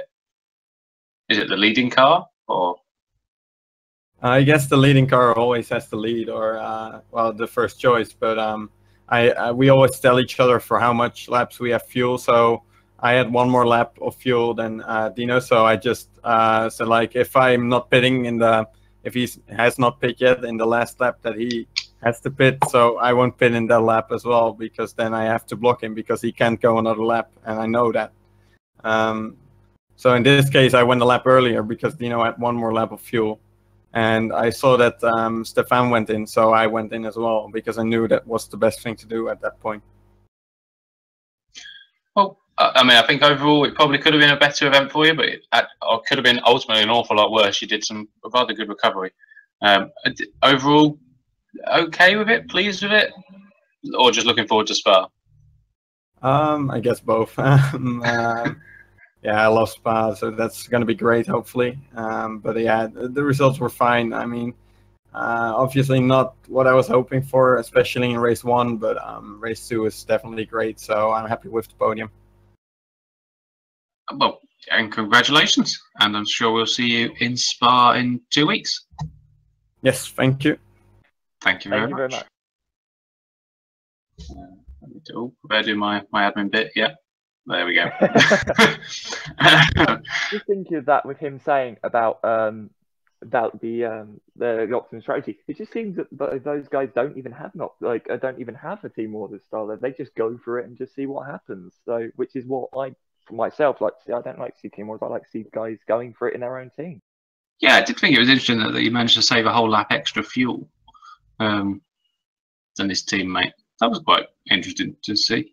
That it can make so much of a difference in that they were both battling away, both very busy throughout the race. So you'd expect it to be very similar consumption and such, but maybe not, mate. That's an exciting little insight there. I'll watch out for that next time, I think. Oh, this one could be an interesting one. Here we go. Right. Welcome to the interview room, Chris Shepherd. I believe this probably should come with a warning. Apologies all, but we shall see what's going on particularly. Hello, Chris. Hello, Chris. Please keep it clean. You are on GPVWC.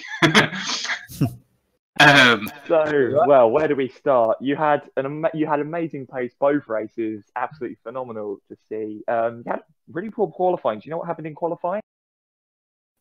To be fair, I was still setting the car up, and I thought I'd just try more front end just to get a faster lap time over one lap, but it just didn't happen. It was just, it wasn't the greatest qualifying, but it happens. I only started testing after work. I borrowed a setup from Jeffrey, who obviously couldn't make it, but made a few changes, but it's just, I wasn't comfortable. But I had reasonably good pace. I wasn't as fast as the front guys, clearly, but... Well, I would actually counter-argue that and say you were as quick as the guys up front, because you were holding your own. You were actually, through the first parts of that race, you were actually closing in on who was leading at the time, Dennis Jordan. You were actually gapping Ruo and Alex behind you. So I'd say I had my money on you to win that race, but it's just a shame that the accident with Ruo happened. Can you explain what happened, or was it just a case of a racing incident? Well, I've already spoke to Stefan about it. I looked at the replay and it's just as I felt it was, to be honest. Where I was so tight going into turn 1, I obviously was turning in later and then Stefan was on the outside and he just caught my front end. Obviously he didn't mean it, he didn't want to compromise either mine or his own race. And then on the exit, obviously you've got the left-hander, so I didn't go over to the right like I normally would. because I wanted to keep him tight to slow his corner speed down. But obviously he wanted to come over to the right to sweep across the left, and obviously I was still there, and boom, that's all she wrote. It's really unlucky because you obviously me especially here was looking at the times, and especially with that first race climb from your was it 17th up to 18th, yeah, 18th up to your finishing position in race 1. Was very impressive and caught me off guard completely. Yeah, I was very happy with that, to be honest. Did you start on the soft tyres or the hard tyres in that first race? Because I started on the softs. And just I didn't have a plan at all. I didn't have no strategy. I just went straight down the middle. I just thought I'll do half race on softs and half race on hards, and wherever I end up is where I end up. And yeah, 7th. Obviously, I think Woopke had some issues. I had a great battle with Woopke towards the end of the first race, which was nice, but yeah. Well, I suppose, is it almost better luck next time? Is that kind of what you're thinking? And that you've shown here you got the pace, and from what is effectively turn up and drive almost by the sounds of it. We see a bit more prep for you and maybe a great result in Spa. I don't know, to be honest, because I've done quite a few. I've dropped in and helped out a couple of teams, and they've been. I think this might have been my 4th one, so I don't think I'm eligible to do anymore, to be honest with you, because obviously I'm still in FC. That's true. If this is your 4th, yes, you may. I missed out on that. Apologies. Right. So yeah, not tempted to switch. Thought I'd ask. You know what I mean? I didn't know you could. To be honest, I thought you had to fulfil your. Yeah. To be fair, if you've done too many, then yes. But yes, I think you can move up. I don't know. Apologies, but if not, I'm sure it's something you can have a look at in the next couple of weeks. But it was great seeing you drive around, and bad luck, mate. Really, I suppose, but some great driving at the same time. No worries. Thank you. Cheers. Thanks for the broadcast. Thank you, mate. Yep. And well done. Hope to see you up in SC soon, because you have got the pace to be up here, and we can't wait to see you racing up front. Thank you. Cheers, mate. Right, and we are now to be joined by Stefan Rouault. Stefan, welcome. Just be where you are on live broadcast. Absolutely phenomenal driving from you in both races. I must first add. Hi, thanks. Thank you, guys. That was absolutely crazy, to be honest. I think both of us, me and Mike, both sat in the commentary booth. I think when we had, what was it, 7 cars in the first race, 9 cars in the second race fighting for the lead, I think both of us were absolutely shocked and it was madness. And I'm surprised that we got away with as little accidents as we did. Yeah, definitely. And I must say all those guys drove really well together. I had some good fights with Chris. Very sorry for him that what happened in our fight, but we talked it over just now, and everything seems fine. Yeah, he said as well that it was absolutely fine, and that it was just kind of basically a racing incident, which was a shame because I called it as a racing incident as well. It's just these things happen in racing, and it's just a shame that it happened with such a good fight on our hands. But you managed to recover from that, finished second. And do you think you could have won that race without the issue, or would you have said that second was your best shot? No, I think Alex was really, really fast today.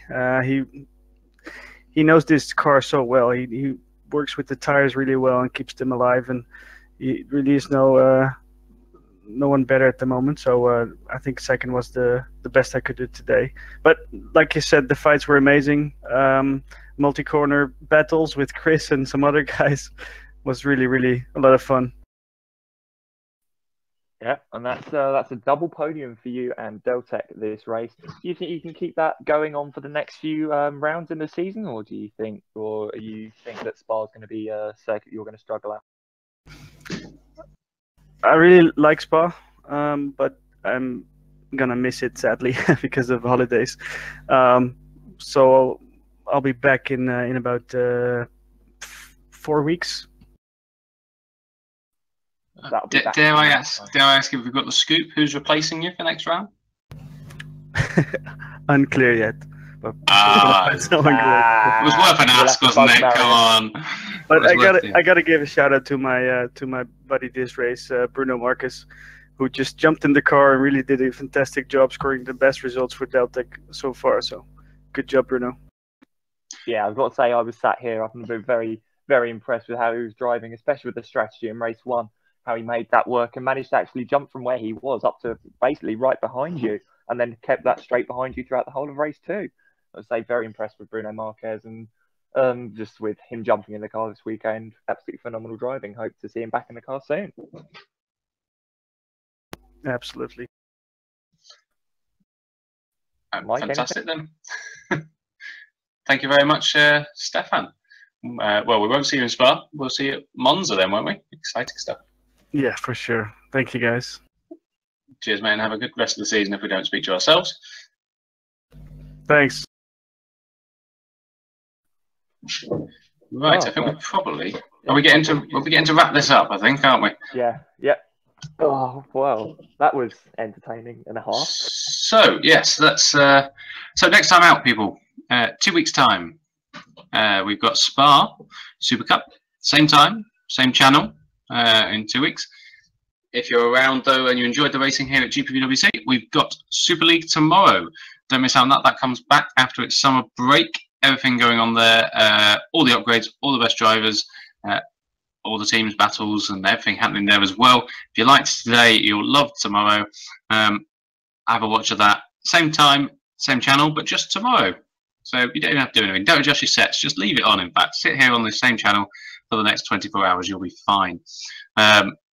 It's been great to have you in the booth with me, Elise. I wasn't planning to speak at all, so if it was your booth, I've just jumped in. Sorry. Yeah, thanks for helping out. It's been a great time to start, and hopefully I can be back for the rest of the season. Fantastic. We hope to see more around. Yeah, I'm sure everybody will congratulate you on your first broadcast here for GPVWC. Fantastic, and thank you very much. Like I said, next time out, let's have a watch tomorrow. And thank you to all the drivers for the fantastic racing.